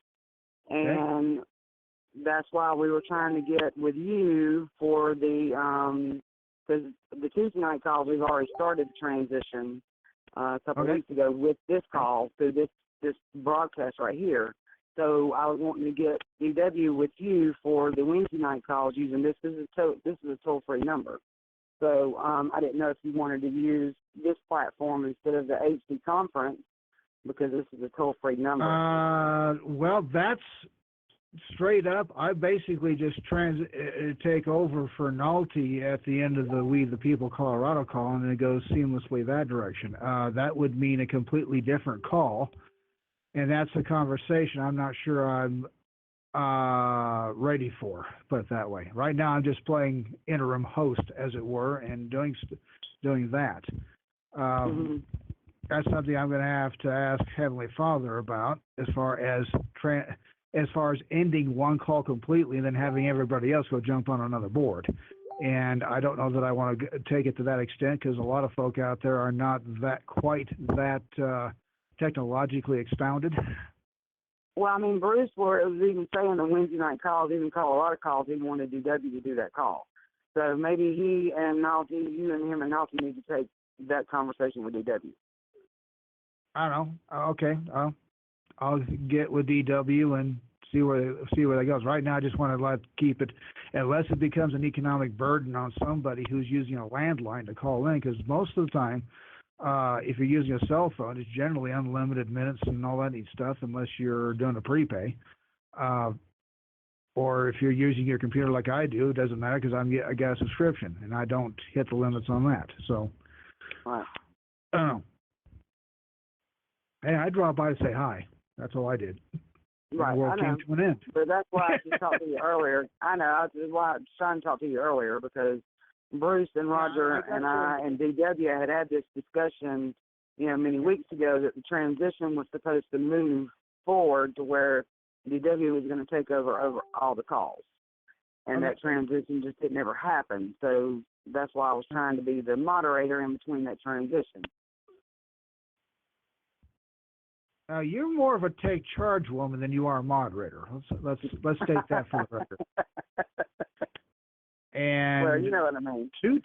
And a bunch of people, take charge people trying to have a civil conversation can get a little interesting at times. Yeah. So, not that we don't need take charge type of people. We definitely do. To your advantage, I'm not one of them as a take charge kind of. If somebody's going to take a lead, we take a lead until that person, that individual fails or whatever else. I only lead if I absolutely have to, because my kind of leadership is a little on the unusual side, as you've already found out. So, anything else I can't do for you? No, that's it. Okay. I yield the floor back to you. Have fun with it. And have a blessed night. Everybody have a happy Hanukkah. I don't do Christmas, but I will do Hanukkah because this year falls on the same day. And if you want to think me Jewish, go right ahead. I'm game for it. Try to Ephraim in the name of Yeshua. Be it so. Good night. Night. Okay, do we have any more questions or comments for the marshals? If I may. Yes. Is Marshal Townsend still on the line?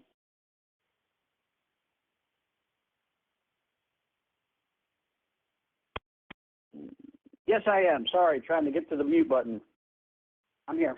Do you think, and I know this isn't court, but do you think the 1099 and the 1099A OID and would help Chris? That is something I know nothing about. If I know nothing, I'll tell you I know nothing, and I know nothing about that. Okay. We're friends on Facebook. Bill Harris, you're on here. Answer that question. Is DL? Yeah, Bill Harris is on here. I think he's a justice, isn't he? He's the one that came up with that idea, is he not? No, I was talking about his Facebook post. That was me talking about that. But I was thinking about Chris' situation, and plus there was... I know that, but I'm saying that wasn't Justice D.L. Harris the one that came up with that idea about that came up with that solution with that 1099. Yes. Okay, well, he's on here. And Townsend just said he doesn't know if that would work. I said he's on here. I'm asking him to come forward to see if that would work. I'm sorry, I'm slow. I apologize. This is DL. Can you hear me? Yes. Okay, good. I was multitasking, so I missed the question. I just heard my name. Could you repeat the question again? Okay, Townsend, will you go ahead and tell him about Chris?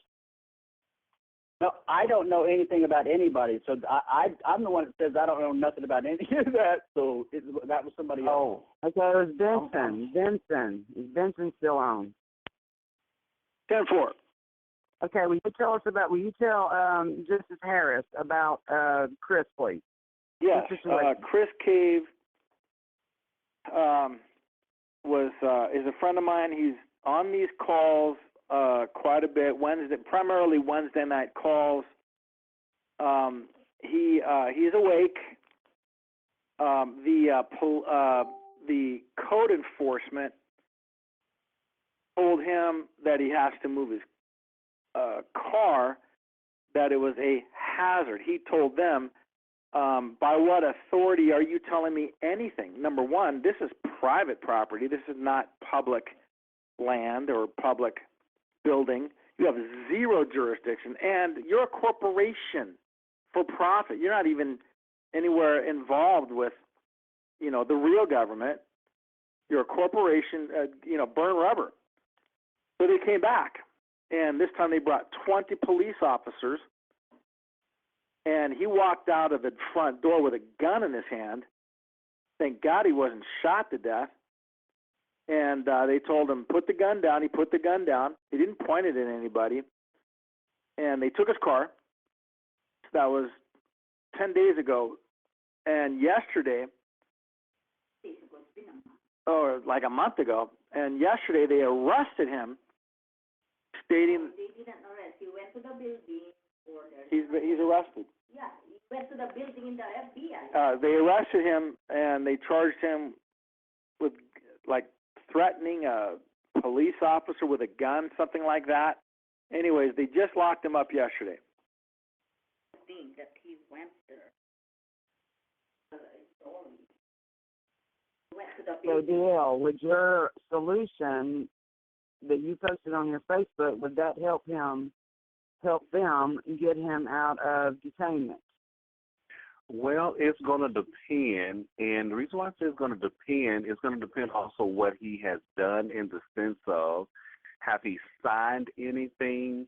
Because the scenario that was used on my post They had not signed anything. They had not made any pleas.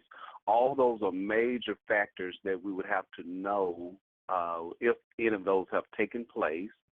And then the second thing we would have to see is he willing to allow someone to be his statutory attorney? So those are some things that I would have to know to even give my best opinion. Again, I don't know because I'm very detailed, and that is the reason why I believe the event I posted on my page was successful, because I asked all the questions. I get everything that I needed to make those moves. So it's kind of going to be like shooting in the dark, if that makes any sense.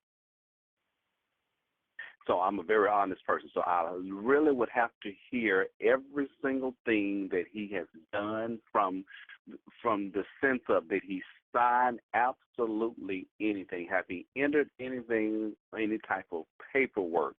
All of those are very important things. So I would have to postpone giving my advice because I don't know all the facts in that particular area. It's worth a shot, though, but I want to be honest because that's how I am. I like to know all the details before giving what I would assume would be a good advice to do. So I know that didn't really answer the question, but I gave the best to do my ability of what I feel that's appropriate, because that is very important. Details are so important in those type of situations. So that is just my opinion, and that's why I will yield on that. Thank you. So potentially, you're saying, DL, that it could possibly work, and then again, maybe Correct. not. But correct. The actual, correct.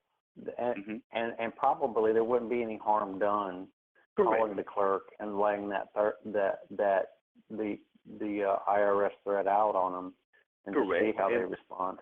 Correct. And then you want to remember the court of record. I wasn't for sure is he willing to allow someone to assist him? I mean, where is he at in the sense of, is he allowing people to I'm sure he probably is, but again, I don't know the details, so I can only work by assumption. Is he allowing people to help him to see what is really going on, what he has done? Because again, because then the court of record, opening that up, to me, how I hear it, having a barrage of defense is so important. Opening up a court of record, you have your 1099As in place. You're doing all of these things as a barrage of protecting the person we're trying to get out of that de facto. And that's why I've been studying the de facto system, because I help a lot of people. In fact, that's what I'm doing with two gentlemen that are having issues with they're trying to get custody of their children. It's a lot of stuff that's going on. But anyway, putting that aside, that's a possibility, but we still need to know all those, perhaps we may call them minor details, but I believe they're so important. So there's a possibility, that it possibly could work. But then we just really need those details that we just don't know yet. What's that again? I know that he will not plea. He knows he's been to court with us enough, and he's pretty knowledgeable. I'm pretty sure he knows not to sign anything. Good. Yeah, no, and for fact he will not plea. He'll challenge jurisdiction because he's been to a million of our court cases. Before we had the court of record, we had Part A of the court of record where you challenge the jurisdiction. I'm kicking the butt with that just alone, kicking the butt with just that. The brilliant part of that is Part B, starting your court of record. Now we're complete. That's the part that he does not understand yet. I would have helped him a month ago, with the court of record, but he refuses. Wow. He says he wants to investigate it. He's afraid, whatever. Unfortunately, I believe that was probably the biggest mistake of his life, because now, he's where he's at, and he really has no way to fight other than I pray to God that he, does the jurisdictional challenge. Correct. And he's seen me do it. He's seen our people do it. You know, he's one of those guys who's a great support. He'll come to all of the court cases. In fact, he saw one of our guys do it in 2 different courts 12 different times. So he knows the verbiage, he knows what to say, challenging the jurisdiction. Good. And I don't think he'll sign anything. I think he knows that. So if those 2 things are true, I think we may have something. Oh, good. That's worth a star. So I would give it a shot. It sounds like to me you would know how to pull those good strings like that. But it does sound like if he hasn't signed anything, he hasn't entered any type of plea, then because you mentioned he was being afraid of something or whatever that you mentioned earlier, that in alone you're kind of wondering, you know, what is he willing to do, what is he willing not to do or to allow to be done. Exactly. I mean, he was supposed to be a judge in this. In fact, he was on the calls months and months and months before I ever got on the Wednesday night call. And, you know, I heard about the call through somebody else. I got on, and I was all in. I'm like, oh, yeah, this is this is exactly where we need to be. I'm in. I'm all in. And, you know, and then I mentioned the successes we had with the challenging jurisdiction of the court on one of the calls. Hamilton gets on board. He says, hey, Tom, hey, Benson, he says, hey, listen, you got Part A, you got the jurisdictional challenge. Now you need to do Part B, court of record. So I learned from him the court of record, and in my opinion, that is the greatest tool that we have in our defensive arsenal. I mean, the jurisdictional challenge coupled with, that's part of the court of record, those 2 tools, I already knew how powerful challenging the jurisdiction was. What I didn't have is Part B, the court of record, and that's what he didn't understand. You know, he signed up to be a judge, and I have an order that we did our first case, and I took him an order, and he refused to sell. I can't sign this. They're going to come, take me away. I'm like, dude, what are you talking about? I was in shock, and this is a friend of mine. This is a guy that, of all the people, this guy is wide awake. He's a walking law knowledge dictionary. The guy he'll quote laws and, just right off the top of his head. He's got it in his brain. He's brilliant. And, he told me that. I was just absolutely shocked. And, I said, well, dude, I got to get another judge because, I got a lot of orders coming up. They need to be signed. And that's when I got another judge. And I said, look, dude, you really need to do the court of record. You got to. This is the solution. Matter of fact, we just had a victory in a court of record. Right. And he knew about it, and he knows the lady. We stopped an eviction. The judge says in the court where we had submitted a temporary restraining order from the court of record, and the judge says, this is nonsense. I'm ordering the constable to kick her out today. Today. That was on a Tuesday. Tuesday night, no eviction. Wednesday, we issued, Hamilton created a writ of error, which, in my opinion, that's one of the most brilliant documents I've ever seen. Got that submitted to the judge. Wednesday, Thursday, Friday, Saturday, Sunday, no eviction. Monday, case closed. He knows about that. Wow. And he's just like, I don't get it. I just don't get it. C is going to be because we know that when in the de facto, all crimes are commercial. So there's an accounting being done. And I'm believing C would be the closing of that door so my whole point of even mentioning that, I believe we have a lot of what we need in enforcing those things is very important. So as a suggestion, I would say that is worth a try to see because I hate that he didn't take your advice with the court of record, though, because to me that'll been B, but now really you're looking at really A and B, and so really you instead of having A, B, C, you know, Right. you have your front, your middle, and your back. So having that barrage to me is the protective barrier, but it doesn't mean that, you know, I don't think the worst. I'm going to always think the best. So we're going to think the best as well. So I would suggest to give it a try to see if that would definitely work, and hopefully he's not too afraid of that, you know, because to me, if you're already He'll be all right in with the that. It's just for the record, he was, you know, reluctant. But I think the 1099 process, I think he'll be all right with that. I think. Yeah. Well, I don't know. Well, Benson, you never know. I mean, if you get him out of detainment with that, then he may say, okay, well, you know, hey, it worked, so I'll go back to being a justice. Right. And get him back for our side. You never know. Yes. Judge Mickey. Yes, I didn't mean to butt in. I was just going to say, regarding the 1099, in my honest opinion, I don't care if you have made contract. In my honest opinion, a 1099 has nothing to do with whether you've signed something or not signed something. A 1099 is showing them that you know that game and you know that what they're doing is fraud, and you're simply going to turn them into the IRS and let the IRS deal with them because you know they're making money. They're more than likely not reporting it. So they're not paying what they're supposed to be paying.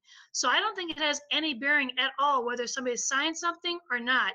A 1099 is for anybody who comes after you. From my comprehension, from what I've learned from Tim Damron and from Judge DW, it's for anybody who's come at you, no matter what you've done in the past. It's setting the record straight from here forward and letting the IRS deal with those people that are doing wrong. And I yield. And I agree with Judge Mickey. She is absolutely correct. So, and I yield also. So I'm saying if you do that, Benson, Marshal Benson, if you do that for him and get him out of detainment, then, you know, like I said, that could be a stepping stone for him to say, hey, you know, his court of record worked, so I'm not fearful of it anymore, so, you know, I'll just go ahead and be a justice. Yes. Can't hurt you. Wait, Can't hurt point, him. the guy's locked up. How do I get at him? You know what I'm saying? Oh, he's in jail. Step up and be the justice in this point and file that in his behalf. Statutory attorney. Statutory be his attorney, statutory attorney on his behalf. Correct. Someone should be able to get a hold of him some kind of way and have him to call. If you can't get the clerk of the court, if you can't get someone in that area, you know, we know that could be a runaround, of course. But see if someone could have him to give you a call, because I'm just for sure that at least they give him at least one phone call. I'm just almost positive that they normally do that unless something has changed that I'm not aware of. And go from there. Yeah. Well, I could try to go visit him. The problem is I don't have state-issued ID. Matter of fact, I was a prison guard for 12 years, and I know that you got to have ID. They won't let you visit. Do you have a passport? I have I have a international passport, but they don't recognize it. Matter of fact, I got to go to court tomorrow on my case. I have they want to dismiss the case, which I'm going to dismiss it anyways. In fact, that's what I'm going to go do, go into court and dismiss it. So I will start a court of record. But they're not going to let me in the building. I'm going to show up with my paper and say, here's my international driver's permit, which is accepted in per the Geneva Convention. Here's my international passport, my world's passport. They're not. I know they're not going to let me in. And I got my Marshal ID. I'm going to show them that. One other suggestion that I had would be, what about doing a common law habeas corpus on them? I agree. Yeah, I agree on that also. All you gotta do is that. Because Judge that's a Mickey, whole, help the me with whole thing that. about the habeas corpus, the whole purpose behind it is to make them bring the body out. Correct. Yep. And that's what was that was one of the suggestions that I mentioned to be mentioned to the clerk. If you don't do that, hey, we're going to file everything we have, everything we can think of. We're going to file this. So as a protective barrier, you know, having, like I mentioned earlier, having this barrage of ideas and I'm going to call it weaponry, is what I'm going to call it. Doing all these to help those that are in the de facto, we have to do that. They're for our advantage. So I believe that we should put them to use. That's just what I believe, and I yield. That's what I do too. And so Benson, you're there in that area, you know him. So use all your weaponry to use habeas corpus if you have to, and bring the body out and tell him that you're going to do this on his behalf. I'll do it.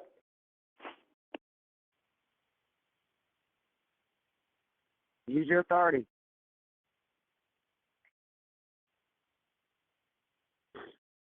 May I? Yes. Yeah, this is Marshall Townsend here in Texas. I just wanted to give everybody something that I've done just in case anything like this ever happens. And what I did was I wrote an affidavit, and it simply says, I, Randall Todd Townsend, do hereby authorize my seal to be used as my signature and can be used in place of my written signature by either Christy Townsend, wife, Cassidy Townsend, son, or Michael Hamilton, loyal friend, or any lawful reason they deem necessary for my lawful defense. They each may also sign my name on any lawful documents, and it is as it were my own signature. This is my word, this is my bond, so say I, Randall Todd Townsend. This document is to be used in my absence from signing my own personal documents as the above-mentioned people see fit. And it has my signature with my my thumbprint and my seal. And the reason I did this was in case like this happens with him or anybody else or any of you, if you have loyal people that you know that will defend you and in case you get thrown in jail, you need to have this. That way we don't need to go through any of the rigmarole of getting permission. We already have it. You know, I've already given permission for my defense. So I think we all need to make sure we do this and send it to somebody that that is going to file your paperwork. That way we all can cover each other when stupid things like this do happen. Because they're going to fight us, guys. It's all deals with revenue, and they're not going to give up. So, let's just cover ourselves and help each other out and get this thing done. And I yield. I'll second that. If I may. Yes. DL, are you still on the line? Yes, I am. Will you repost that about your friend's victory with the 1099? Yeah. And will you repost that? I'm trying to find it on your timeline, but I can't. Okay, I'll repost it to my timeline. Yes, sir. Awesome. Thank you. I yield. Okay. It's 10:19 Eastern Time. Do we have any more questions or comments for the marshals?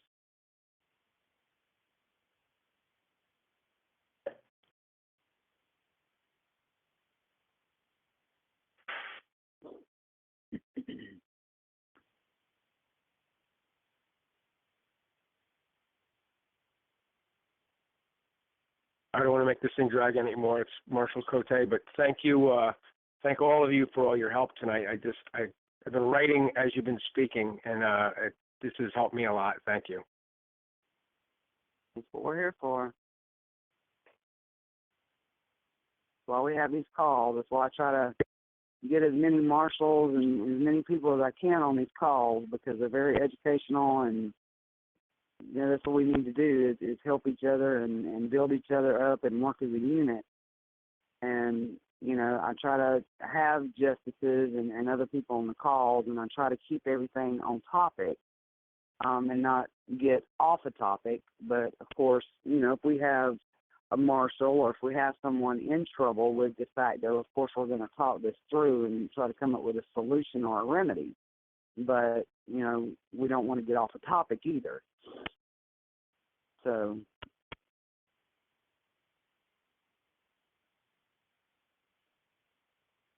if I may. yes. Well, this is Marshal Schubert. If I get arrested, I want anybody to use anything that they possibly can do to help me out. Pull no stop. Brother, I'm right down the road from you, so all you got to do is call me. I'll be right there. I second the third and fourth. You've already given public notice to that. I will be right there if you ever get in trouble. I will be your first phone call if I need to be. I will be there. And I appreciate that, and I extend the same to anybody else too. No, trust me, you'll be one of the ones I call. I'll be saying, "Hey, bro, you need to come on now." Oh yeah, don't worry, I will be there. And you know, I think this is good. I mean, we're all brothers and sisters, and we're all standing up for the people that are asleep, the brothers and sisters that are asleep, and the children and everything. I think, you know, when it's all said and done, we're all going to just lean back one day and go, "Thank goodness we made it." Yeah, we got there. If it's the fact that I ever got a hold of my phone, all they're going to see is Justice Marshal, Justice Marshal, Justice Marshal. They're going to be like, who in the world is this person? Or they're going to say Colonel, Lieutenant Marshal, Justice, Lieutenant Colonel Marshal, Justice, Lieutenant Colonel, and they're going to be, huh? Yeah. They're not going to like my phone very much.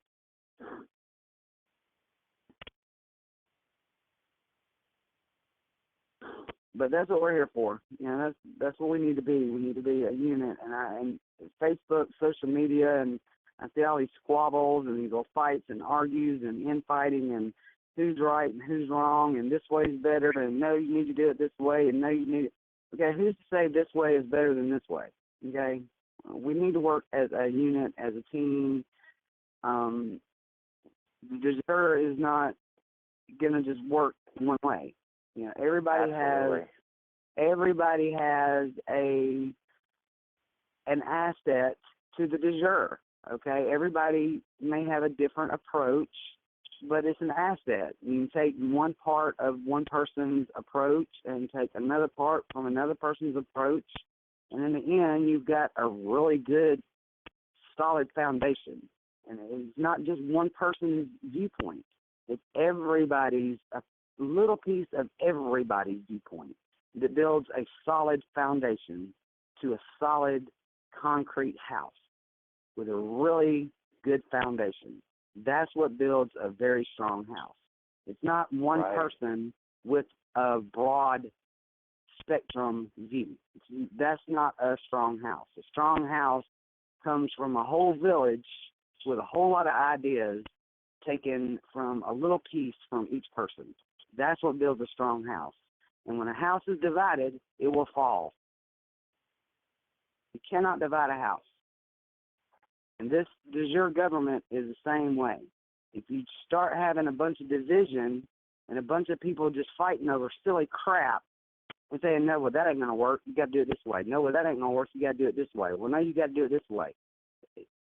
You're not accomplishing anything. Nothing's ever going to get anywhere. And that's what I see. I see judges are saying, well, I'm not doing it that way, or I'm not going to have them do it this way, or I'm not going to do it this way, or it's going to be done this way. And then, okay, well, tell me how that works for you. You're defeating the purpose. You're absolutely right. And I think tonight the way DL got on there and they were talking about the court record and they were talking about using the 1099 route. That worked out perfectly. I do see what you're saying. I see some of the other calls. And I like the way Justice Mickey, she'll sneak in there and go, have you considered doing this? Yeah. She has a way of, throwing an option in there, and I think that's true. I really do, and I see that on some of these calls where there's a little bit where you can just feel the tension, and I honestly think that we all bring something wonderful to the table, and one situation may not be right, but let's hear it. Let's hear it out. Let's see which way it goes, and bring share. Yeah, exactly. Not just one person's way is going to work for everybody. Just because you have one person that has one system that they use doesn't mean that's going to work for everybody. And it's like I've heard since I've been in this system, in this network, I've heard probably 20 different ways to get out of the system, and only one way that gets you completely out of the system without jumping through 15 or 20 hoops.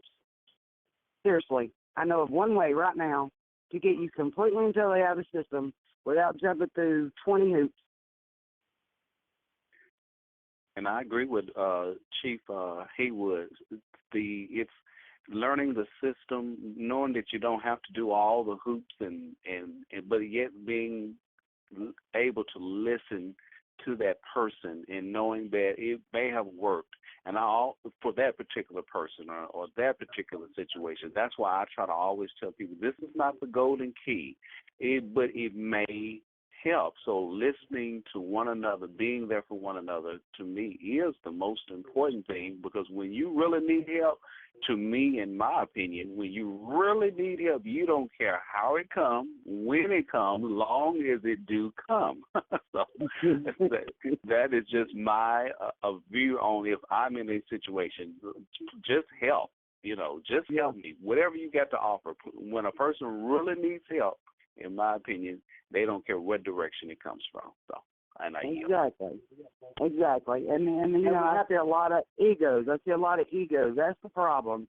When you get a lot of knowledge, some people, when they get a lot of knowledge, they gain a lot of ego. And it's their way, and that's the only way that works for you. Well, no, that's not the only way. And then you get division. That's when the division starts coming in. It's like, stop it. Just stop it.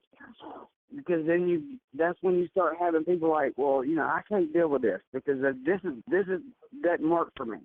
So then you have them trail off to another group of people, and then they start doing something else, and then they get confused, and then you got the person that's running that group that is like overly educated, and they get ill because the person down here on the first level doesn't understand. So they're like, well, why do I got to keep telling you this?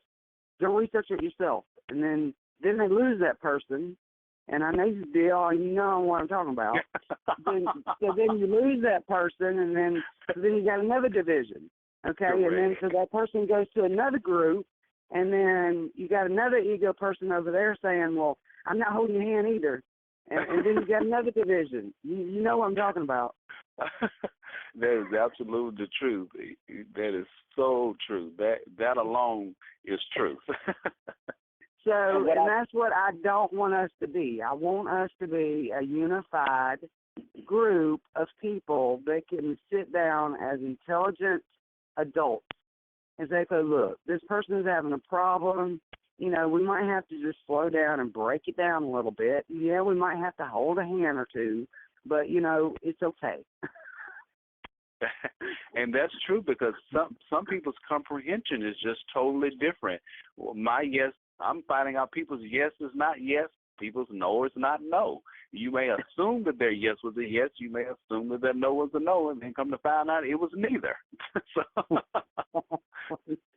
As like you and I had a problem one time because I knew something and I was trying to say something. You were like, well, give me evidence.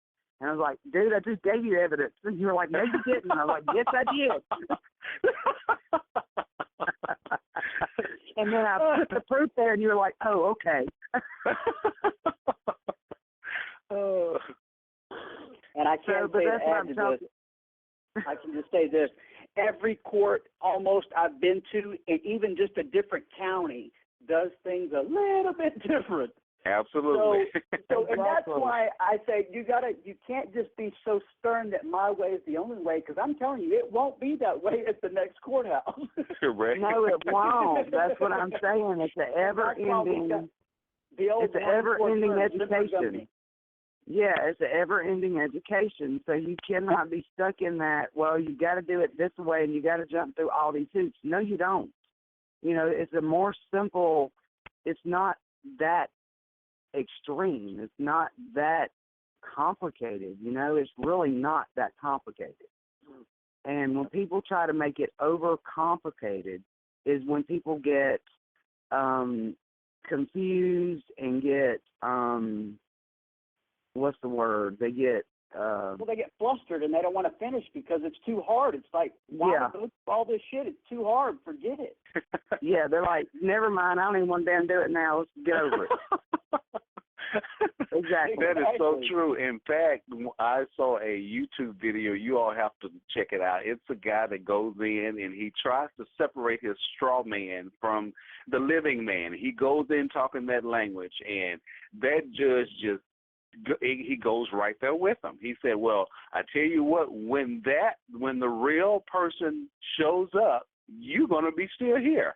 Who wants to hear that? You won't.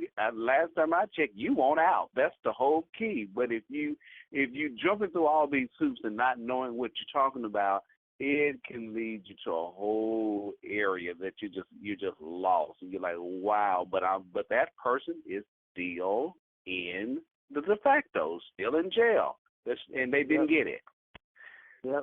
So it's amazing. It's amazing. You are absolutely correct. One way can't be the only way. That's impossible. Sometimes the whole scenario, the whole court situation will be set up differently. I've even heard the judge will clear out the whole entire court just for one particular case. Why is he doing that? Oh, there got to be a reason why he's doing it or she's doing it.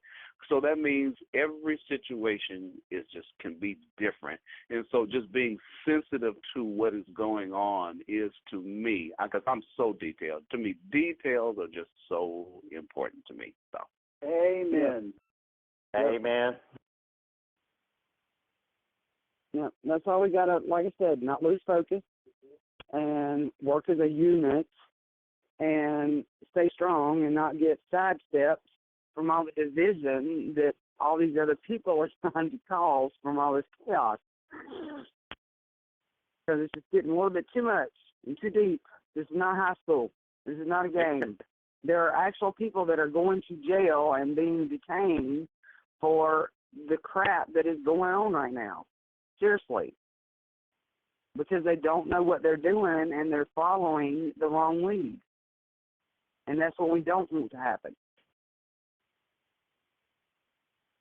So, with that, is there any more questions or comments for the marshals for tonight? If I may. Yes. If I do not talk to you guys and ladies before the end of the week, Merry Christmas. Merry Christmas to you too, and a Happy New Year. And don't eat too much. I promise to be totally gluttonous on that one day. Not me. I'm not doing the traditional Christmas. I'm doing a roast. Well, I'm like you, Chief Haywood. We're doing a Mexican Christmas, so we're both. I'm doing a roast. I said, who come up with all this fattening junk for tradition? I said, I'm doing a roast and some vegetables. I love some honey baked ham. Tofu turkey. We're doing tofu turkey, right? Leg of venison at Donna shot. I said, I'm doing roast. That's it. I said, I'm not doing the turkey and the ham. I said, I'm not doing that. I'm doing a roast.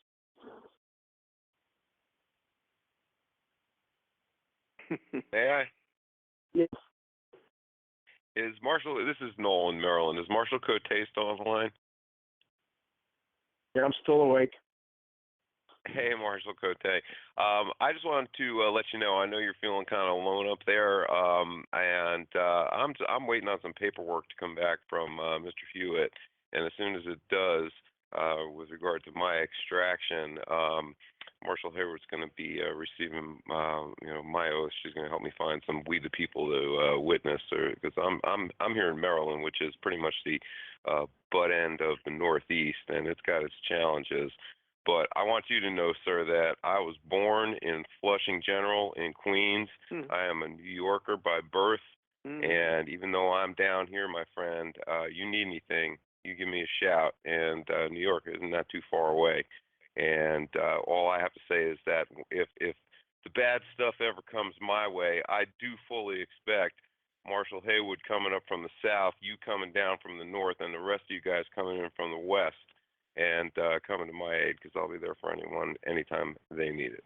So with that, thank you, and I yield. You can count on it. And if you need help killing those pesky ducks and geese down there, you just give me a call. It's more than Democrats, but thanks. Thanks, Hank. Have you tried it already? If I may? Yes. Marshall Wilson, California. How's everybody doing? Good, Marshal Wilson. How are you? Pretty good. I finally found the number here. I wasn't on the last couple of calls because I didn't have this number right here. I just seen you posted it on FB, so I got on. I had it posted everywhere. Really? Because I have three numbers on this phone, and this is the fourth number from the call. So okay. I had it posted on my page. I had it posted on the public page. I had it posted everywhere. Okay, real quick. Did anybody talk about the decals on All the I call? said was you were trying to finalize the design. Okay, that's correct. I'm trying to get it darker because it's too light. I tried it out on my windshield, and you could barely read it. So I got a professional designer that does some work for where I work at, and he's got it on Adobe Acrobat trying to darken it up. So by the end of next week, I should have something back. Okay. Cool. Where? Marshal Wilson. Yes. Did you say you were in California? Yes, I am. Being real slow. What time does the California call start? 5 o'clock. Tonight? Pacific time. That would be 8 o'clock Eastern Standard Time. Oh, Lord. Right when I don't get off work till like 5 o'clock. I was trying to call from the road. I tried all three of my numbers on this phone, and I was the only one on there, so I got home and checked my computer, and I was able to jump on here. No, I meant the California call that you guys have out there. Not this call. Oh, yeah, there is one after this call, yep. Yeah, what I was asking is what time does that start? I think that starts, last time I called there, they were already talking, and that was 6:30 my time. So that's 9:30 Eastern time. Oh, Lord. Okay. Yep. All right. Well, thank you. If I may. Yes. Marshal Haywood, how'd you make out with the airfare for the flight time for people, for marshals? Did you check with some companies? Did anything turn out good for you on that? This is coming. For free flights for marshals with different airlines and private charter people, and there's all kind of people that have they lease private planes, and let's say you have a private plane and you don't use it all the time. They have the companies that use them, all those private planes for contract flights, and they're always going somewhere. Right. I haven't been able to contact anybody yet on that, but I do have a friend of mine that has an airplane that after the first of the year that we may be able to use for details. Do you know anything about that? Does anybody know anything about that? What was it called? The revaluation of all that.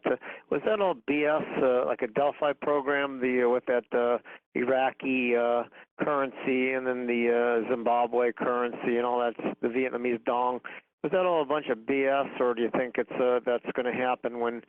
Does anybody know anything about like the currency? When are they going to get rid of the Federal Reserve notes and start up some kind of new money? Does anybody know anything about that? I think Trump was talking about getting rid of the Federal Reserve, but we'll just have to see what he decides to do after that. He's talking about going back to the gold. This is Marshall Wilson. I've been kind of keeping up with that with Benjamin Fulford's website.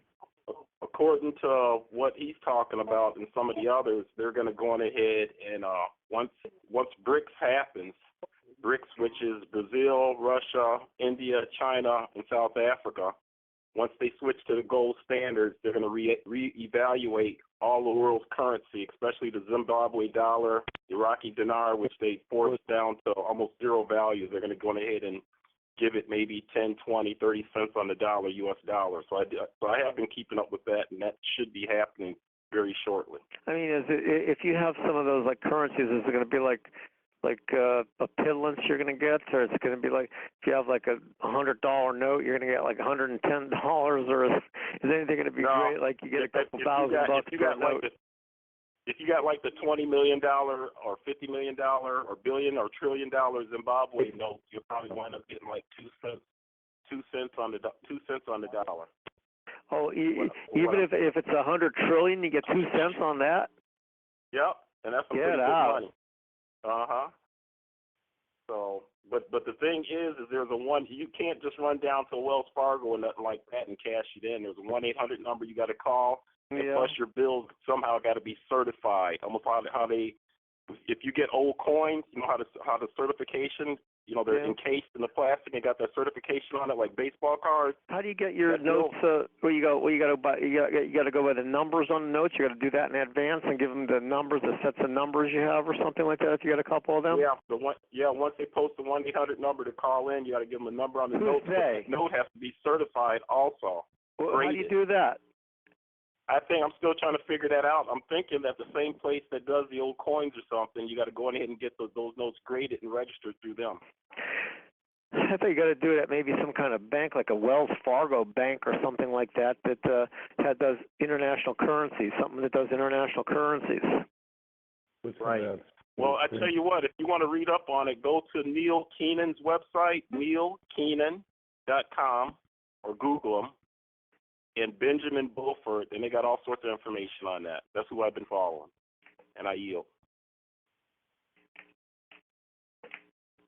Well, I don't know. I like to. I wouldn't mind talking to you. Can you give me your email? Yep, it's gonna be Tuskegee, TUSKEGEECREEK, Tuskegee Creek @gmail.com.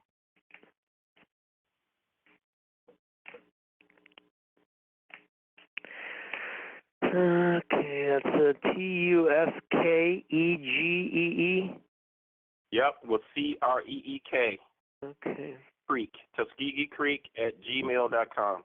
Pounds. I don't know what 100 trillion times 2 cents is. I'll tell you in a couple seconds, but.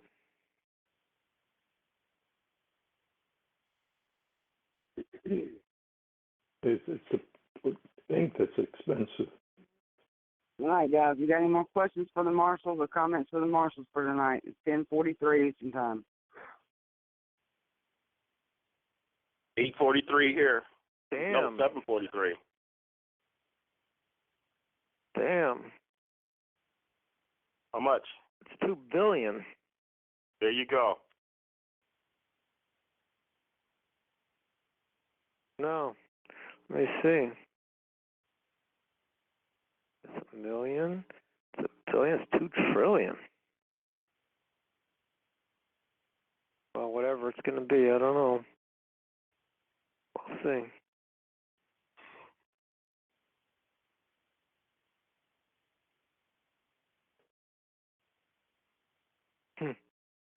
Yeah. Who do you know who the how do you get them? Yeah, I know you have to like get a audit or something of you got to do that in advance. Gosh, you're right about that. Yes.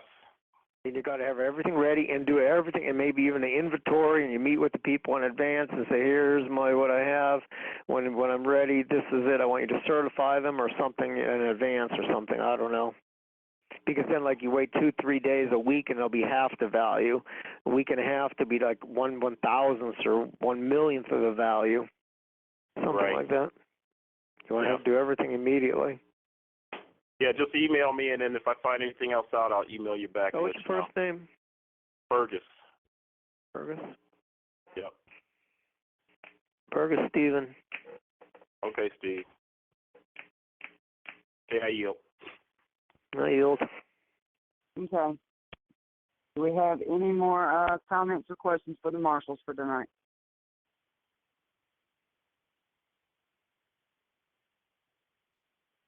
Okay, I think we do the countdown. And again, I wish you all a Merry Christmas and a Happy New Year at the end of the week. 3, 2. God bless you all. 1. Call recording off. Merry Christmas, Happy New Year.